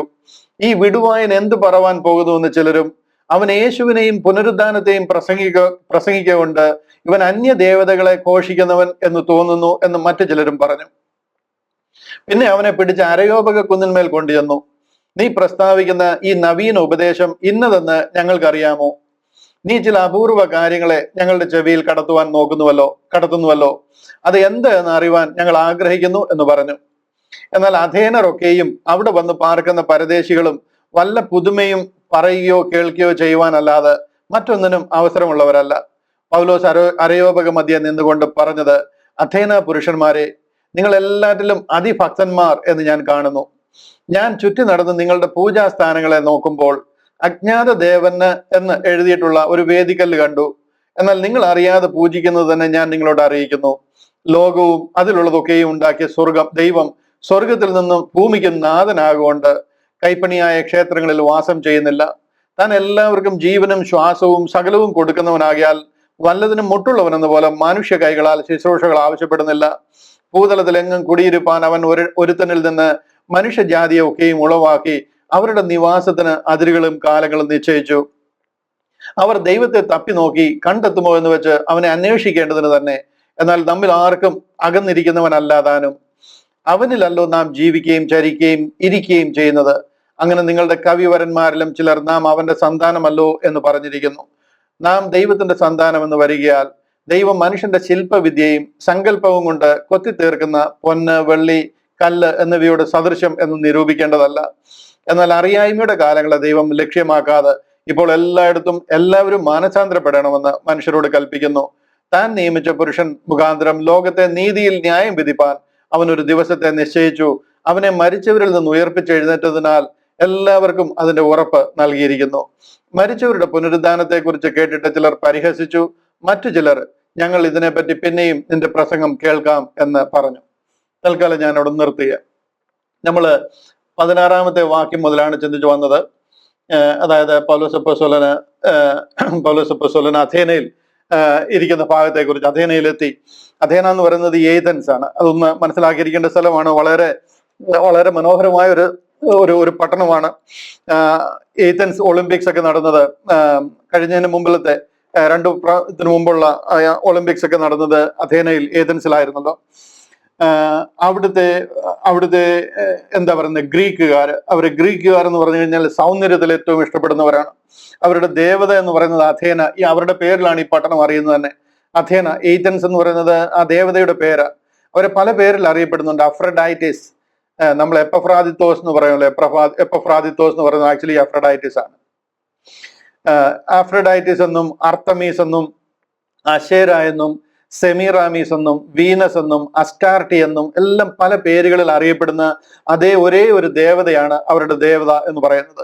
ഇതാണ് നമ്മുടെ പഴയ നിയമത്തിൽ കാണുന്ന അശേര, അർത്തമീസ് ദേവി എന്നൊക്കെ നമ്മൾ പഴയ നിയമത്തിൽ പ്രവാചകന്മാരിൽ കൂടെ പറഞ്ഞിരിക്കുന്നത്. ഇസ്രായേൽ മക്കളെ പോയി ധൂപം കാട്ടിയ ദേവന്മാര് അശേരായും ബാൽ വിഗ്രഹങ്ങളും. ആ അശേരയാണ് അവിടുത്തെ മെയിൻ ദൈവം എന്ന് പറയുന്നത്. ഏഥൻസിലെ തത്വജ്ഞാന ചിന്തകളുടെ സ്ഥിര കേന്ദ്രമാണ്, ഇന്റലക്ച്വൽ സെന്റർ. അതായത് ഇതിന്റെയൊക്കെ ഹെഡ് ക്വാർട്ടേഴ്സ് ആണെന്ന് വേണമെങ്കിൽ പറയാം. ലോകത്തിലെ ഏറ്റവും വലിയ യൂണിവേഴ്സിറ്റി അരിസ്റ്റോട്ടൽ യൂണിവേഴ്സിറ്റി അന്നുണ്ടായിരുന്നതും ഇന്നും അരിസ്റ്റോട്ടൽ യൂണിവേഴ്സിറ്റി ഉണ്ട്. അതിൽ നിന്നുള്ളത് തെസ്സലോനിക്കയിലാണെന്നേ ഉള്ളൂ. എന്നാൽ ഈ ഏഥൻസിലാണ് യൂണിവേഴ്സിറ്റീസിന്റെ ഒക്കെ centre, intellectual centre of the world എന്ന് വേണമെങ്കിൽ പറയാം. അറിവിന്റെയും ജ്ഞാനത്തിന്റെയും തത്വചിന്തകളുടെയും സ്ഥിരാകേന്ദ്രം. അങ്ങനെ അവിടുത്തെ രണ്ട് പ്രധാന സ്കൂൾ ഓഫ് തോട്ട്സ് ആണ് സ്തോയിക്കരും എപ്പിക്കൂര്യരും എന്ന് പറയുന്നത്. രണ്ട് വലിയ തത്വജ്ഞാന ചിന്തകന്മാരാണ്. അവരിൽ കൂടെ ഉണ്ടായിരിക്കുന്ന ഒരു വലിയ രണ്ട് അഭിപ്രായങ്ങളാണ് സ്തോയിക്കരും എപ്പിക്കൂര്യരും എന്ന് പറയുന്നത്. ഇവര് സാധാരണ സംവാദിക്കുന്ന സ്ഥലമാണ് അരയോപക കുന്ന് എന്ന് പറയുന്നത്. അരയോപഗാസ് എന്ന് പറയും. മാർസ് ഹിൽ എന്നാണ് അരയോപഗാസ് എന്ന് പറഞ്ഞു കഴിഞ്ഞാൽ. അതായത് ചൊവ്വ ഗ്രഹം, അതിന്റെ പേരിൽ അറിയപ്പെടുന്ന ഒരു ഹില്ലാണ് അരയോപക കുന്നെന്ന് പറയുന്നത്. ഇതെന്താണെന്ന് ചോദിച്ചു കഴിഞ്ഞാൽ സിവിൽ സംബന്ധമായി ക്രിമിനൽ സംബന്ധമായിട്ടൊക്കെയുള്ള കാര്യങ്ങളെ എന്താ പറയുന്നത്, നീതിന്യായം നടത്തുന്ന ഒരു കോടതിയാണ്. സുപ്രീം കൗൺസിൽ, സിറ്റി കൗൺസിലാണ് എന്ന് വേണമെങ്കിൽ പറയാം. ഈ അഥേനയിലെ മെയിൻ സിറ്റിയുടെ സുപ്രീം സിറ്റി കൗൺസിൽ, അതാണ് ഈ അരയോപഗാസ് എന്ന് പറയുന്നത്. നമ്മൾ അതിനെ മലയാളത്തിൽ അരയോപക കുന്നെന്ന് പറയും. ഇവിടെ വെച്ച് ഭയങ്കര വലിയ വലിയ ഡിബേറ്റുകളൊക്കെ നടക്കുന്ന ഒരു പ്രധാന സ്ഥലമാണ്. ഈ സ്തോയിക്കരും എപ്പിക്കൂര്യരും ഒക്കെ മാതിരിയുള്ള തത്വജ്ഞാന ചിന്തകൾ. ഇവിടുത്തെ ചന്തസ്ഥലങ്ങളിലൊക്കെ കണ്ടവരോട് സംസാരിച്ചു എന്നൊക്കെ പറയുന്നത് മീൻ മേടിക്കാൻ വന്ന ചന്തയല്ല, അതെല്ലാം ഈ തത്വജ്ഞാന ചിന്തകളുമായിട്ട് ബന്ധപ്പെട്ട ഒരു മാർക്കറ്റ് പ്ലേസ് ആണ്. അങ്ങനെയുള്ള കാര്യങ്ങൾ നടക്കുന്ന ഒരു സിവിൽ സെന്റർ ആണ്. അവിടെ പൗലോസ് അപ്പോസ്തലൻ ഉണ്ടാകുന്ന അനുഭവത്തെ കുറിച്ച് ഇത് വിവരിക്കാനാണെന്നുണ്ടെങ്കിൽ വളരെ ഡീറ്റെയിൽ ആയിട്ട് വിവരിച്ചു പോകേണ്ടതാണ്. പക്ഷെ എന്നുണ്ടെങ്കിൽ ഞാൻ അത്ര നിൽക്കുന്നില്ല. കാര്യം ഇതിനകത്തിൽ നിന്ന് അധികം ടേക്ക് അവേ നമുക്കില്ല. കാര്യങ്ങൾ ഒരു സിമ്പിൾ കാര്യമേ ഉള്ളൂ. അതുകൊണ്ട് ഒത്തിരി ഇതിനെക്കുറിച്ച് വിവരിച്ച് ഞാൻ പോകുന്നില്ല. അവൻ പള്ളിയിൽ വെച്ചും യഹൂദന്മാരോടും ദൈവഭക്തന്മാരോടും ചന്തസ്ഥലത്ത് വെച്ച് ദിവസേന കണ്ടവരോട് സംഭാഷിച്ചു പോന്നു. കണ്ടില്ല, ഈ യഹൂദന്മാരോടും ദൈവഭക്തന്മാരോടും ഈ ഒരു ഗ്രൂപ്പിനെ കണ്ടോ? ഈ ദൈവഭക്തന്മാർ എന്ന് പറയുന്ന ഒരു ഗ്രൂപ്പിനെ കണ്ടോ? ഇതാണ് ഡിവൗട്ട് പേഴ്സൺസ് എന്ന് പറയുന്നത്. ഇത് യഹൂദന്മാരല്ല, ഇത് യവനന്മാരാണ്. യവനന്മാരും മറ്റുള്ള ജാതികളിൽ നിന്നുള്ള യഹോവ ഭക്തന്മാര്, യഹോവയെ ഭയമുള്ളവരും സ്നേഹമുള്ളവരും, ഇവരും ഈ ഈ എന്താ പറയുന്നത്, ഇവരുടെ സിനഗോഗുകളിൽ വരാറുണ്ട്. പക്ഷെ അവർക്ക് വരാനൊരു സ്ഥലമുണ്ട്, ഇരിക്കാനൊരു സ്ഥലമുണ്ട്. അവിടം വരെ അവർക്ക് വരാൻ പറ്റത്തുള്ളൂ, അവിടെ ഇരിക്കാൻ പറ്റും. അവർക്ക് ദൈവത്തെക്കുറിച്ചുള്ള പ്രസംഗങ്ങൾ കേൾക്കാൻ പറ്റും. ആ കേട്ടവരാണ് ഇതിനെ ശിരസ വഹിക്കുന്നതും അവർക്ക് ഏറ്റവും പെട്ടെന്ന് ഇത് മനസ്സിലാകുന്നതും ഏറ്റവും കൂടുതൽ ബെനഫിഷ്യറി ആയിട്ടുള്ളത് അവരാണ്. അതുകൊണ്ട് തന്നെ അവരതിനെ രണ്ട് കൈ നീട്ടി സ്വീകരിക്കുക. യഹൂദന്മാര് ഇതിനെതിരായിട്ട് തിരിയുമ്പോൾ യഹോവ ഭക്തന്മാരെന്ന് പറയുന്ന ദൈവഭക്തന്മാരെന്ന് പറയുന്ന ഒരു ഗ്രൂപ്പുണ്ട്, അത് ജാതികളിൽ നിന്നുള്ളവർ. അവരതിനെ വളരെ ഇതിനു മുമ്പ് നമ്മൾ തെസ്സലോനിക്കയിലും ബെരോവയിലും ഒക്കെ നോക്കിക്കഴിഞ്ഞാൽ അവരാണ് ഏറ്റവും കൂടുതൽ ഇതിൽ വിശ്വസിച്ച ഈ ഒരു വിശ്വാസത്തിലേക്ക് വരുന്നത്. യഹൂദന്മാരോടും ദൈവഭക്തന്മാരോടും ചന്തസ്ഥലത്ത് ദിവസേന കണ്ടവരോടും സംഭാഷിച്ചു പോന്നു. ഇന്നവരോട് മാത്രമേ പറയാവുന്നൊന്നുമില്ല. പോളിന് ഇത് ആരോട് പറയണം എന്നിങ്ങനെ അദ്ദേഹം ആരെ കണ്ടാലും സംസാരിക്കും. എന്റെ കാര്യം പറഞ്ഞ പോലെ എനിക്ക് ആരെങ്കിലും കിട്ടിക്കഴിഞ്ഞാൽ, സംസാരിക്കാനായിട്ട് കിട്ടിക്കഴിഞ്ഞാൽ തീർച്ചയായും ഈ വിഷയത്തിലേക്ക് വരും. എന്ത് വിഷയം പറഞ്ഞാലും കറങ്ങി തിരിഞ്ഞ് ഈ വിഷയത്തിൽ വരും എന്ന് പറഞ്ഞതുപോലെയാണ് പൗലോസ് ആണെങ്കിലും ഈ കാര്യം കാണുന്നവരോട് ചന്തസ്ഥലത്ത് വെച്ച് കണ്ടവരോടും ഇത് സംഭാഷിച്ചു പോന്നു. എപ്പിക്കൂര്യരും സ്തോയിക്കരുമായ തത്വജ്ഞാനികളിൽ ചിലർ അവനോട് വാദിച്ചു. അവനോട് വാദിക്കാൻ കാര്യം എന്താണെന്ന് ചോദിച്ചു കഴിഞ്ഞാൽ, പോള് ശരിക്കും പറഞ്ഞു കഴിഞ്ഞാൽ ഈ ഒരു യവനായ കൾച്ചറിൽ ജനിച്ചു വളർന്ന ആളാ. കാര്യം താൻ ടർക്കിയിലാണ് ജനിച്ചത്. ടർക്കിയിലെ തർസോസിലാണ് താൻ ജനിക്കുന്നതെങ്കിലും അതെല്ലാം അതിനു മുമ്പ് യവനായ ഗ്രീക്ക് കൾച്ചറിലായിരുന്നു. ഒരു ഹെലനിസ്റ്റിക് കൾച്ചറാണ് അവിടെ എല്ലാം ഉള്ളത്. ആ സമയത്ത് ഭരിക്കുന്നത് റോം ആണെങ്കിലും അതിനു മുമ്പ് ഭരിച്ചിരുന്നത് ഗ്രീക്കാണ്. അതുകൊണ്ട് തന്നെ ഒരു ഗ്രീക്ക് ഭാഷ, ഗ്രീക്ക് കൾച്ചർ അവർക്ക് എല്ലാവർക്കും അറിയാം. അതുകൊണ്ട് തന്നെ അദ്ദേഹം ഇവിടെ വന്നു കഴിഞ്ഞപ്പോഴും ഈ സ്തോയിക്കരുടെയും എപ്പിക്കൂര്യരുടെയും ഒക്കെ അടുത്ത് വന്നു കഴിഞ്ഞപ്പോൾ തന്റെ അറിവും കഴിവും ഒക്കെ അങ്ങനെ സട ഉടഞ്ഞ് എഴുന്നേറ്റു. അവരുടെ മുന്നിൽ അവരോടൊപ്പം പിടിച്ചു നിൽക്കത്തക്ക രീതിയിൽ യേശു ക്രിസ്തുവിനെ അവരുടെ മുമ്പിൽ പ്രസന്റ് ചെയ്യാനായിട്ട് നോക്കി. അങ്ങനെ ചെയ്തു കഴിഞ്ഞപ്പോൾ എപ്പിക്കൂര്യരും സ്തോയിക്കരും സത്യജ്ഞാനികൾ ചിലരും അവനോട് വാദിച്ചു. ഈ വിടുവായൻ എന്ത് പറയാൻ പോകുന്നു എന്ന് ചിലരും അവൻ യേശുവിനെയും പുനരുദ്ധാനത്തെയും പ്രസംഗിക്കൊണ്ട് ഇവൻ അന്യ ദേവതകളെ ഘോഷിക്കുന്നവനെന്ന് തോന്നുന്നുവെന്ന് മറ്റു ചിലരും പറഞ്ഞു. ഇവർക്കൊന്നും ഇതിനെക്കുറിച്ച് ഒരു ഐഡിയ ഉള്ളവരല്ല. അവരെല്ലാം തത്വജ്ഞാന ചിന്തകരും ആ ഒരു രീതിയിൽ പോകുന്നവരുമാണ്. ശരിക്കും സ്തോയിക്കരും എപ്പിക്കൂര്യരും എന്താണ് വിശ്വസിക്കുന്നത് എന്നൊക്കെ വിവരിക്കേണ്ടതാണ്. പക്ഷെ ഞാൻ അത്രയും സമയം നിൽക്കുന്നില്ല. അതുകൊണ്ടാണ് അവർക്ക് ആ കാര്യങ്ങൾ മനസ്സിലാകാത്തത്. പോള് പുനരുദ്ധാനത്തെക്കുറിച്ചും മരണത്തിന് ശേഷമുള്ള ജീവിതത്തെക്കുറിച്ചൊക്കെ പറയുമ്പോൾ അവർ പറയുകയാണ്, ഈ വിടുവായൻ എന്താണ് പറയുന്നത്, വേറെ ഏതോ ദേവതകളെ കുറിച്ച് പ്രസംഗിക്കുന്നുവെന്ന്.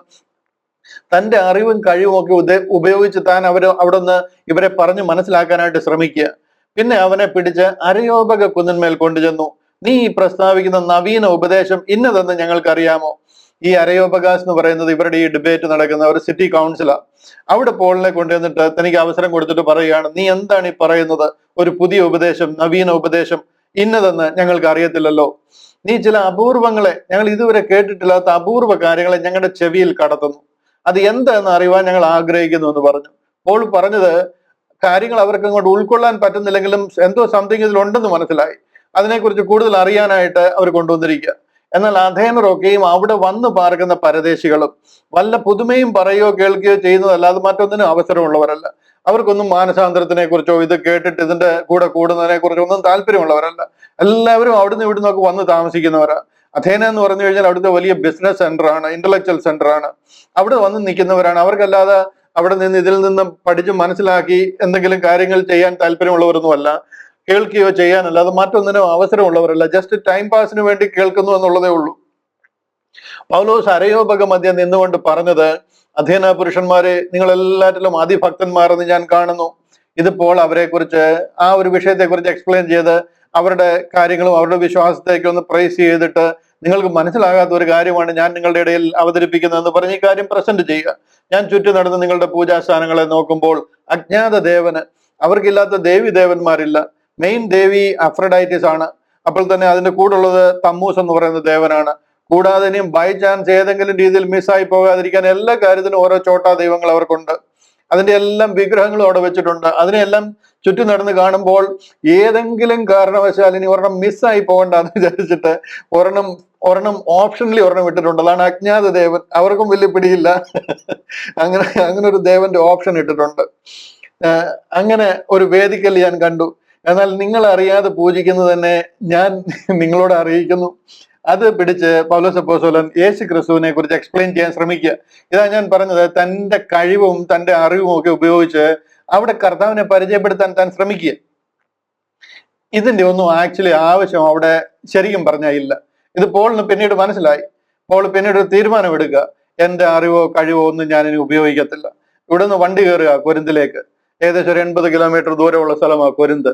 പോകുന്ന യാത്രയിൽ ഒരേ ഒരു തീരുമാനമാണ്, ഞാൻ അവിടെ പോകുന്നത് ക്രൂശിക്കപ്പെട്ടവനായ ക്രിസ്തുവിനെ അല്ലാതെ മറ്റൊന്നും അറിയാത്തവനായി ഞാൻ അവരുടെ അടുക്കൽ ഇരിക്കും എന്നൊരു ദൃഢനിശ്ചയത്തോടു കൂടിയാണ് കോരിന്തിൽ ചെല്ലുന്നത്. ചെന്നിറങ്ങി ആദ്യ സമയങ്ങളിൽ തന്നെ 25,000-ലേറെ ജനം അതിൽ വിശ്വസിക്കുകയും അതിലേക്ക് വരികയും ചെയ്തു എന്ന തത്വജ്ഞാന ചിന്തകന്മാരുടെയൊക്കെ പുസ്തകത്തിൽ നിന്നും സുവിശേഷകന്മാരുടെ പുസ്തകത്തിൽ നിന്നൊക്കെ വായിക്കുവാൻ കഴിഞ്ഞിട്ടുള്ളത്. അതുപോലെ ദൃഢനിശ്ചയത്തോടെ ഇവിടെ ഈ കർത്താവിനെ അവതരിപ്പിക്കാനായിട്ട് ഈ അന്യദേവതകളുടെ എക്സാമ്പിൾ ഒന്നും എടുത്ത് വേദിക്കലിന്റെ എക്സാമ്പിൾ ഒന്നും എടുത്ത് പറയേണ്ട കാര്യമില്ല. Christ crucified for your since, അതായിരുന്നു പ്രസംഗിക്കേണ്ടത്. എന്നാൽ തന്റെ അറിവും കഴിവും ഒക്കെ ഇവിടെ അല്പം ഉപയോഗിക്കാനായിട്ട് ശ്രമിച്ചു. അവിടെ അതുപോലെ അത് വിജയിക്കാനിടയായില്ല. അതുകൊണ്ട് തന്നെ താൻ ഒരു ദൃഢനിശ്ചയത്തോടു കൂടി കൊരിന്തിലേക്ക് പോകുന്നതായിട്ട് അവസാനം നമുക്ക് കാണുവാനായിട്ട് കഴിയും. ലോകവും അതിലുള്ളതൊക്കെ ഞാനിത് വായിച്ച് കേൾപ്പിച്ചല്ലോ, ഞാൻ അവിടെ നിൽക്കുന്നില്ല. അധികം കാര്യം അതിൽ നിന്ന് അധികം ടേക്ക് അവേ ഇല്ലാത്തതുകൊണ്ട് ഞാൻ അങ്ങനെ അങ്ങ് പോവുകയാണ്. താൻ നിയമിച്ച പുരുഷൻ മുഖാന്തരം ലോകത്തെ നീതിയിൽ ന്യായം വിധിപ്പാൻ അവൻ ഒരു ദിവസത്തെ നിശ്ചയിച്ചു. അവനെ മരിച്ചവരിൽ നിന്ന് ഉയർത്തെഴുന്നേൽപ്പിച്ചതിനാൽ എല്ലാവർക്കും അതിന്റെ ഉറപ്പ് നൽകിയിരിക്കുന്നു. മരിച്ചവരുടെ പുനരുദ്ധാനത്തെ കുറിച്ച് കേട്ട് ചിലർ പരിഹസിച്ചു. അവർക്ക് ഇതിനെക്കുറിച്ച് അറിയത്തില്ല. മരണത്തോടുകൂടി എല്ലാം തീരുന്നു, ഈ ലോകത്തിൽ മാത്രം പ്രത്യാശ വെച്ചിരിക്കുന്നവരാ. മറ്റു ചിലർ ഞങ്ങൾ ഇതിനെപ്പറ്റി പിന്നെയും നിന്റെ പ്രസംഗം കേൾക്കാമെന്ന് പറഞ്ഞു. ഇത്രയുമാണ് അവിടെ ഉണ്ടായ അനുഭവം. ഒരു ചുരുക്കം ചിലർ മാത്രം രക്ഷിക്കപ്പെടുവാനായിട്ടിടയായി. ചിലർ പറഞ്ഞു ഞങ്ങൾക്ക് ഇതിനാൽ ഞങ്ങൾ വിശ്വസിക്കുന്നില്ല. ചിലർ പറഞ്ഞു ഞങ്ങൾ വീണ്ടും നിന്റെ പ്രസംഗം കേൾക്കാം എന്ന് പറഞ്ഞു. അങ്ങനെ അവിടെ നിന്ന് പിന്മാറുവാനായിട്ടിടയായി. അങ്ങനെ പൗലോസ് അവരുടെ നടുവിൽ നിന്ന് പോയി. ഈ പോയി എന്നൊക്കെ പറയുന്നത് വളരെ നിരാശാജനകനായിട്ടാണ്. വളരെ നിരാശയോടുകൂടിയാണ് പൗലോസ് അവിടെ നിന്ന് പോകുന്നത്. ചില പുരുഷന്മാർ അവനോട് ചേർന്ന് വിശ്വസിച്ചു. അവരിൽ അരയോപകസ്ഥാനിയായ ദിയോന്യോസ്യോസും ദമരീസ് എന്നു പേരുള്ള ഒരു സ്ത്രീയും മറ്റു ചിലരും ഉണ്ടായിരുന്നു. ചുരുക്കം ചിലർ. അവിടുത്തെ ഈ എറോബഗസ് എന്ന് പറയുന്നതിന്റെ അവിടുത്തെ ഒരു മെമ്പറാണ് ഈ ദിയോനുസ്യോസും എന്ന് പറയുന്നത്. അദ്ദേഹവും ദമരീസ് എന്നു പേരുള്ള ഒരു സ്ത്രീയും വേറെ 1-2 പേരും ഒക്കെ വിശ്വസിച്ചു. ഇത്രയും ഭയങ്കര കാര്യങ്ങളൊക്കെ അവിടെ ചെയ്തിട്ട്, ഇത്രയും നാള് അഥേനയിൽ പ്രസംഗിച്ചിട്ട്, ഈ ഒരു ഉദാഹരണമൊക്കെ എടുത്തിട്ട് അരയോപകാശിൽ വന്ന് പ്രസംഗിച്ചിട്ട് ഇത്രയും പേരെ രക്ഷിക്കപ്പെട്ട്. അപ്പോൾ അതുകൊണ്ട് തന്നെ അടുത്ത അധ്യായത്തിലേക്ക് കടക്കുമ്പോൾ പോൾ ഒരു തീരുമാനം എടുക്കുകയാണ്. ഇനിയും ഞാൻ എൻ്റെ അറിവോ കഴിവോ ഒന്നും ഉപയോഗിച്ച് പ്രസംഗിക്കത്തില്ല. കൊരിന്തിലേക്ക് പോകും. അടുത്ത അധ്യായം 18-ാമത്തെ അധ്യായത്തിലേക്ക് കയറുമ്പോൾ അനന്തരം അവൻ അഥേന വിട്ട് കൊരിന്തിൽ ചെന്നു കഴിയുമ്പോൾ അടുത്ത അതിന്റെ രണ്ടാമത്തെ അധ്യായം നോക്കിയാൽ നമുക്ക് കാണുവാനായിട്ട് കഴിയും. 2-ാമത്തെ അധ്യായം അതിന്റെ 1-ാം വാക്യം ഇങ്ങനെ പറഞ്ഞു: ഞാനും സഹോദരന്മാരെ നിങ്ങളുടെ അടുക്കൽ വന്നപ്പോൾ വചനത്തിന്റെയോ ജ്ഞാനത്തിന്റെയോ വൈഭവം കൂടാതെ അത്രേ ദൈവത്തിന്റെ സാക്ഷി നിങ്ങളോട് പ്രസ്താവിപ്പാൻ വന്നത്.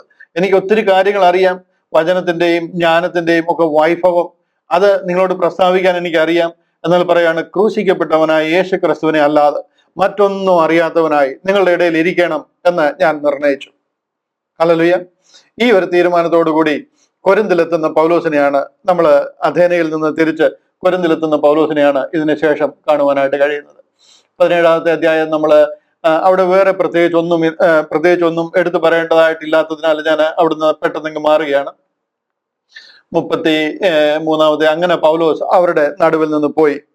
32-ാമത്തെ വാക്യത്തിൽ നമ്മൾ വായിച്ചത്, ചിലർ അവനെ പരിഹസിച്ചു, ചിലർ വീണ്ടും നിന്റെ പ്രസംഗം കേൾക്കാമെന്ന് പറഞ്ഞു.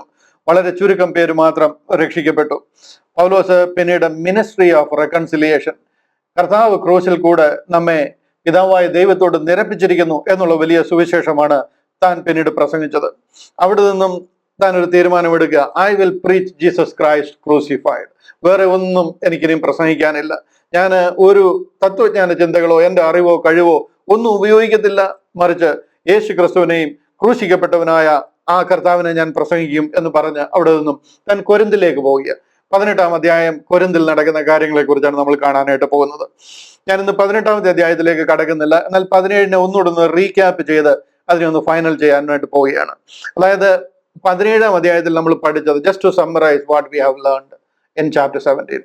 ഇവിടെ പറയാണ്, ഫിലിപ്പിയൻ ജയിലിലെ അനുഭവത്തിന് ശേഷം താൻ തെസ്സലോനിക്കയിലെത്തുന്നു. നമുക്ക് നല്ല നിശ്ചയമുണ്ടായിരിക്കണം. ഏത് സമയത്തും ആര് ചോദിച്ചാലും ഈ റൂട്ടും ഈ കാര്യങ്ങളും എവിടുന്ന് എവിടെ എത്തി എന്നൊക്കെ പറയുമ്പോൾ നമുക്ക് നല്ല നിശ്ചയമുണ്ടായിരിക്കണം. ഫിലിപ്പിയിലെ ജയിലിൽ കിടക്കേണ്ടതായിട്ട് വന്നു. അവിടെ നിന്ന് മോചനം ലഭിച്ചു കഴിഞ്ഞപ്പോൾ അവിടെ നിന്ന് അംബിപോലീസിൽ കൂടി അപ്പല്ലോനിയയിൽ കൂടി തെസലോനിക്കയിലെത്തി. അവിടെ വന്ന് സുവിശേഷം അറിയിക്കുന്നതായിട്ട് കാണാം. തെസലോനിക്കയിലെ ഉപദ്രവ നിമിത്തം അവിടെ നിന്ന് ബെരോവയിലേക്ക് പോകുന്നു. ക്ലിയർ ആണ്, എല്ലാവർക്കും അറിയാം. ബെരോവയിലെത്തി. ബെരോവയിലുള്ളവർ തെസലോനിക്കയിലുള്ളവരെക്കാൾ ഉത്തമന്മാരായിരുന്നു എന്ന് പോൾ പറയുന്നു. കാരണം എന്താന്ന് ചോദിച്ചു കഴിഞ്ഞാൽ അവർ വചനത്തെ പൂർണ്ണ ജാഗ്രതയോടെ കൈക്കൊണ്ടു. രണ്ടാമത് വചനം അങ്ങനെ തന്നെയോ എന്ന് തിരുവഴുത്തുകളെ ഒരു ദിനം പ്രതി പരിശോധിച്ചു പോന്നു. ഇവിടൊക്കെ പലരും പറയാറുണ്ട്, അന്ന് ഈ പഴയ നിയമ പുസ്തകങ്ങൾ മാത്രമേ ഉള്ളൂ, ന്യായപ്രമാണ പുസ്തകം മാത്രമേ ഉള്ളൂ. ഈ പറയുന്ന പൗലോസ് അപ്പോസ്തലന്റെ ലേഖനങ്ങള്, ഗലാത്യ ലേഖനമോ കൊരിന്ത്യ ലേഖനമോ എഫേസ്യ ലേഖനമോ കൊലോസി ലേഖനമോ ഒന്നും ഇല്ല. അന്ന് അവർ വായിച്ചു വചനത്തെ ദിനംപ്രതി പരിശോധിച്ചു പോരുന്നു എന്ന് പറയുന്നത് പഴയ നിയമമാണ്. അതുകൊണ്ട് പഴയ നിയമമാണ് പഠിപ്പിച്ചതെന്ന് പ്രസംഗിക്കുന്ന പലരുമുണ്ട്. അവരുടെ അറിവിന് വേണ്ടിയിട്ടും അത് കേൾക്കുന്നവരുടെ അറിവിന് വേണ്ടിയിട്ടും പറയുകയാണ്, പൗലോസ് അപ്പോസ്തലൻ അവിടെ പ്രസംഗിക്കുന്നത് യേശു ക്രിസ്തുവിനെയാണ്.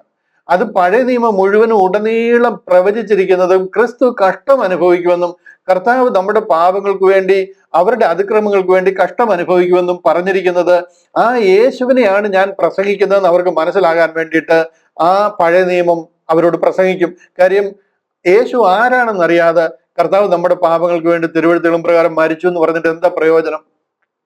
അതുകൊണ്ട് യേശു ക്രിസ്തു ആരാണെന്ന് ആദ്യം അവരുടെ മുന്നിൽ സ്ഥാപിക്കണം. അതിനു വേണ്ടിയിട്ടാണ് പഴയ നിയമം പ്രസംഗിക്കുന്നത്. ആ യേശുവിനെയാണ് ഞാൻ പ്രസംഗിക്കുന്നത്, അവനിൽ കൂടി സകല മനുഷ്യർക്കും രക്ഷാകരമായ ദൈവകൃപ ഉദിച്ചിരിക്കുന്നു എന്ന് പ്രസംഗിക്കണം. അതാണ് താൻ തിരുവഴുത്തുകളിൽ കൂടെ അവർ തിരുവഴുത്തുകളെ പരിശോധിച്ചു പോരുന്നു എന്ന് പറയുന്നത്. യേശു തന്നെ ക്രിസ്തു എന്ന് താൻ തെളിയിച്ചു. യഹൂദന്മാർ അവിടെയും എത്തി. ഭൂലോകത്തെ കീഴ്മേലും മറിക്കുന്നവര് അവരിവിടെയും എത്തിയിരിക്കുന്നു. അതുകൊണ്ട് അവരെ ഇവിടെ നിന്ന് ഓടിക്കണം എന്ന് പറഞ്ഞ് അവരെ അവിടെ നിന്ന് ഓടിച്ചു വിടുന്നതായിട്ട് കാണാം. അങ്ങനെ ബെരോവയിലെത്തുകയും ബെരോവയിൽ നിന്നും അവിടെ നിന്നും അഥേനയിൽ നിന്ന് തെസ്സലോനിക്കയിൽ നിന്നും യഹൂദന്മാരെത്തി. അവരെ അവിടെയും അവർക്കെതിരായിട്ട് പീഡനങ്ങളും പ്രശ്നങ്ങളും അഴിച്ചുവിടുകയും ചെയ്തു കഴിഞ്ഞപ്പോൾ അവരെ അവിടെ നിന്ന് അഥേനയിലേക്ക് പൗലോസിനെ അവിടെ നിന്നും ഏഥൻസിലേക്ക് പറഞ്ഞയക്കുന്നു. തിമോത്തിയും ശീലാസും ബെരോവയിൽ തന്നെ താമസിക്കുന്നു. അഥേനയിൽ നിന്നും പൗലോസ് അപ്പോസ്തലൻ തന്റെ ശുശ്രൂഷ അത്ര മഹത്വകരമായിട്ട് തനിക്ക് അവിടെ ചെയ്യുവാനായിട്ട് കഴിഞ്ഞില്ല. കാര്യം യേശു ക്രിസ്തുവിനെ ക്രൂശിതവനായി പ്രസംഗിക്കുന്നതിനേക്കാൾ ഉപരി തന്റെ തത്വജ്ഞാന ചിന്തകളും തന്റെ അറിവും കഴിവും ഒക്കെയാണ് എപ്പിക്കൂര്യരുടെയും സ്തോയിക്കരുടെയും ഒക്കെ മധ്യേ താൻ ഉപയോഗിക്കാനായിട്ട് അരയോപകാശിൽ താൻ ശ്രമിച്ചത്. അതിന്റെ പരാജയം പരിപൂർണമായി മനസ്സിലാക്കിയ പൗലോസ് അവിടെ നിന്നും കൊരിന്ത് എന്ന് പറയുന്ന ഒരു സ്ഥലത്തേക്ക് പോവുകയാണ്. ഏകദേശം 80 കിലോമീറ്റർ ദൂരെ ഒരു വലിയ തുറമുഖ പട്ടണമാണ് കൊരിന്ത് എന്ന് പറയുന്നത്. അവിടെ ചെന്ന് യേശു ക്രിസ്തുവിനെ പ്രസംഗിക്കുന്നു. താൻ അവിടെ പറയുന്നത്, ഞാൻ ക്രൂശിക്കപ്പെട്ടവനായ ക്രിസ്തുവിനെ അല്ലാതെ മറ്റൊന്നും അറിയാത്തവനായി നിങ്ങളുടെ ഇടയിൽ ഇരിക്കുവാൻ ആഗ്രഹിക്കുന്നു എന്ന് പറഞ്ഞ് അവിടെ തന്റെ ശുശ്രൂഷ നടക്കുന്നതായിട്ട് 18-ാമത്തെ അധ്യായത്തിൽ നമുക്ക് കാണുവാനായിട്ട് കഴിയും. കൊരിന്തിലെത്തിയതിനു ശേഷം ശീലാസും തിമോത്തിയും അവിടെ മടങ്ങിയെത്തുകയാണ്, തന്റെ അടുക്കൽ ചേരുകയാണ്. കൊരിന്തിൽ വെച്ചാണ് അവർ തിരിച്ചു ചേരുന്നത്. അവരോട് വന്നതിന് ശേഷമാണ് 1 തെസ്സലോനിക്ക ലേഖനം അവിടെ നിന്നുകൊണ്ട് എഴുതുന്നത്. അവർക്ക് എഴുതുന്ന ആദ്യത്തെ ലെറ്ററാണ് തെസ്സലോനിക്കർക്ക് എഴുതിയ 1-ാമത്തെ ലേഖനം. ആ ലേഖനം മുഴുവനും എഴുതിയിരിക്കുന്ന അതിന്റെ പ്രതിപാദ്യ വിഷയം കർത്താവായ യേശു ക്രിസ്തുവിന്റെ മടങ്ങിവരവ്. മടങ്ങിവരെന്ന് പറഞ്ഞു കഴിഞ്ഞാൽ വാനമേഘങ്ങളിലെ പ്രത്യക്ഷതയാണ്. കർത്താവ് തൻ ഗംഭീരനാഥത്തോടും പ്രധാന ദൂതന്റെ ശബ്ദത്തോടും ദൈവത്തിന്റെ കാഹളത്തോടും കൂടി സ്വർഗത്തിൽ നിറങ്ങി വരികയും ക്രിസ്തുവിൽ മരിച്ചവർ മുന്നമേ ഉയർത്തെഴുന്നേൽക്കുകയും പിന്നെ ജീവനോട് ശേഷിക്കുന്ന നാം ആകാശത്തിൽ മേഘങ്ങളിൽ അവനോട് ഒപ്പം ചേർക്കപ്പെടുകയും ചെയ്യും എന്നുള്ള പ്രത്യാശയാണ്. ഈ തെസ്സലോനിക്ക ലേഖനത്തിന്റെ 1-ാമത്തെ ലേഖനത്തിന് 5 അധ്യായമാണുള്ളത്. 5 അധ്യായത്തിന്റെ ഓരോ അധ്യായവും എഴുതി നിർത്തുന്നത് ഈ പ്രത്യാശയെ ഓർപ്പിച്ചുണർത്തിക്കൊണ്ടാണ്. എല്ലാ അധ്യായവും നിങ്ങൾ വായിച്ചു. അതിന്റെ അവസാനത്തെ 2-3 വാക്യങ്ങൾ നോക്കണം. അത് എപ്പോഴും ആ ഒരു റാപ്ചറിന്റെ പ്രത്യാശയെ ഓർപ്പിച്ചുകൊണ്ടാണ് ആ അധ്യായം മുഴുവൻ എഴുതി നിർത്തിയിരിക്കുന്നത്. കാര്യം പോളിന്റെ പ്രസംഗത്തിന്റെ മെയിൻ തീം എന്ന് പറയുന്നത് റാപ്ചർ ആയിരുന്നു. തെസ്സലോനിക്കയിലെ പ്രസംഗം മുഴുവനും കർത്താവിന്റെ മടങ്ങിവരവും സ്വർഗത്തിലേക്കുള്ള ആ ഒരു ചേർക്കുന്നതിനെ കുറിച്ചുമായിരുന്നു. അതുപോലെ അവർ ആ വിഷയത്തിൽ ഉറപ്പ് അവർക്ക് ലഭിക്കുവാനായിട്ടിടയായി. അങ്ങനെ ആ ഒരു വിഷയത്തെക്കുറിച്ചാണ് വീണ്ടും 1 തെസ്സലോനിക്ക ലേഖനം എഴുതുന്നത്. എന്നാൽ ഞാൻ മുമ്പേ വായിച്ചു കേൾപ്പിച്ചല്ലോ, തെസ്സലോനിക്കയിലുള്ളവർ ഇവർക്കെതിരായിട്ട് ഒത്തിരി പോരാട്ടം അഴിച്ചുവിടുകയും ജാതികൾ രക്ഷിക്കപ്പെടുന്നതിനെതിരായിട്ട് പല പ്രശ്നങ്ങൾ ആരംഭിക്കുകയും ചെയ്തൊരു സ്ഥലമാണ് തെസ്സലോനിക്കർ. അവര് ഈ കർത്താവിന്റെ പുനരുദ്ധാനത്തിനെതിരെ തന്നെ ഒത്തിരി സ്റ്റോറികളൊക്കെ അവിടെ പറയുവാനായിട്ടും കർത്താവിന്റെ പുനരുദ്ധാനം കഴിഞ്ഞുപോയി എന്നൊക്കെ പറഞ്ഞ പല തെറ്റായ പഠിപ്പിക്കലുകൾ അവിടെ ഇറക്കുകയൊക്കെ ചെയ്തു കഴിഞ്ഞപ്പോൾ അത് ക്ലാരിഫൈ ചെയ്യാൻ വേണ്ടിയിട്ട് 2-ാമത്തെ, അതായത് കർത്താവിന്റെ മഹത്വ പ്രത്യക്ഷത രാജാതി രാജാവായിട്ട് ഈ ലോകത്തിലേക്ക് വരുന്നതിനെ കുറിച്ചും അതിനെക്കുറിച്ചുള്ള എക്സ്പ്ലനേഷനാണ് 2-ാമത്തെ തെസ്സലോനിക്ക ലേഖനത്തിൽ എഴുതി അവരെ അറിയിച്ചിരിക്കുന്നത്. ഞാൻ പറഞ്ഞു വന്നത്, പൗലോസ് അപ്പോസ്തലൻ കൊരിന്തിൽ എത്തിക്കഴിഞ്ഞപ്പോൾ ശീലാസും തിമത്തിയോസും കൊരിന്തിൽ തന്നോടൊപ്പം ചേരുകയും അവരോട് വന്നതിന് ശേഷം ഈ 1 തെസലോനിക്ക ലേഖനം എഴുതുകയും ചെയ്യുന്നതായിട്ട് നമുക്ക് കാണുവാനായിട്ട് കഴിയും. ഇത് പഠിപ്പിച്ചിരിക്കുന്നത് റാപ്ചറിനെ കുറിച്ച്. ആ റാപ്ചർ അതിനു മുമ്പ് ഒരു കുഞ്ഞുങ്ങൾക്കും അറിയത്തില്ല. പൗലോസ് അപ്പോസ്തലൻ ഓൾഡ് ടെസ്റ്റ്മെന്റ് ആണ് പഠിപ്പിച്ചതെന്ന് പറയുകയും പ്രസംഗിക്കുകയും ചെയ്യുന്ന പ്രാസംഗികരുടെ അറിവിന് വേണ്ടിയിട്ട് ഞാൻ പറയുക. 1 തെസലോനിക്ക ലേഖനം എഴുതി കൊടുക്കുമ്പോൾ അതിൽ മുഴുവനും പറഞ്ഞിരിക്കുന്നത് കർത്താവിന്റെ സഭയുടെ പുനരുദ്ധാനത്തെ കുറിച്ച്, നാം സ്വർഗത്തിൽ ചേർക്കപ്പെട്ട വാനമേഘങ്ങളിൽ കർത്താവിനോടൊപ്പം നിത്യം സ്വർഗത്തിൽ വാഴുന്നതിനെ കുറിച്ചാണ്. ഓൾഡ് ടെസ്റ്റ്മെന്റിൽ ഒരു വാക്കും അതിനെക്കുറിച്ച് പറഞ്ഞിട്ടില്ല. ഓൾഡ് ടെസ്റ്റ്മെന്റ് പ്രസംഗിക്കുന്നത് എന്തിനാണെന്ന് ചോദിച്ചു കഴിഞ്ഞാൽ ആ ക്രിസ്തുവാണ് ഞാൻ പ്രസംഗിക്കുന്ന യേശു എന്ന് തെളിയിക്കുവാൻ വേണ്ടിയിട്ടാണ്. ഹല്ലേലൂയ. അങ്ങനെ പൗലോസ് അപ്പോസ്തലൻ കൊരിന്തിലെത്തുകയും കൊരിന്തിൽ തന്റെ മിനിസ്ട്രി ആരംഭിക്കുകയും ചെയ്യുന്നതായിട്ട് നമുക്ക് കാണാം. 18-ാമത്തെ അധ്യായത്തിലേക്ക് നമ്മൾ അടുത്ത ആഴ്ചയിൽ കടക്കും. ഇന്ന് നമ്മളിവിടെ കൊണ്ട് നിർത്തുകയാണ്. കർത്താവ് നമ്മളെ ധാരാളമായിട്ട് സഹായിക്കട്ടെ. ഈ വിഷയങ്ങളൊക്കെ നിങ്ങൾക്ക് പൂർണ്ണമായിട്ട് ഉൾക്കൊള്ളുവാനും മനസ്സിലാകുവാനും കഴിയുന്നു എന്ന് ഞാൻ വിശ്വസിക്കുന്നു.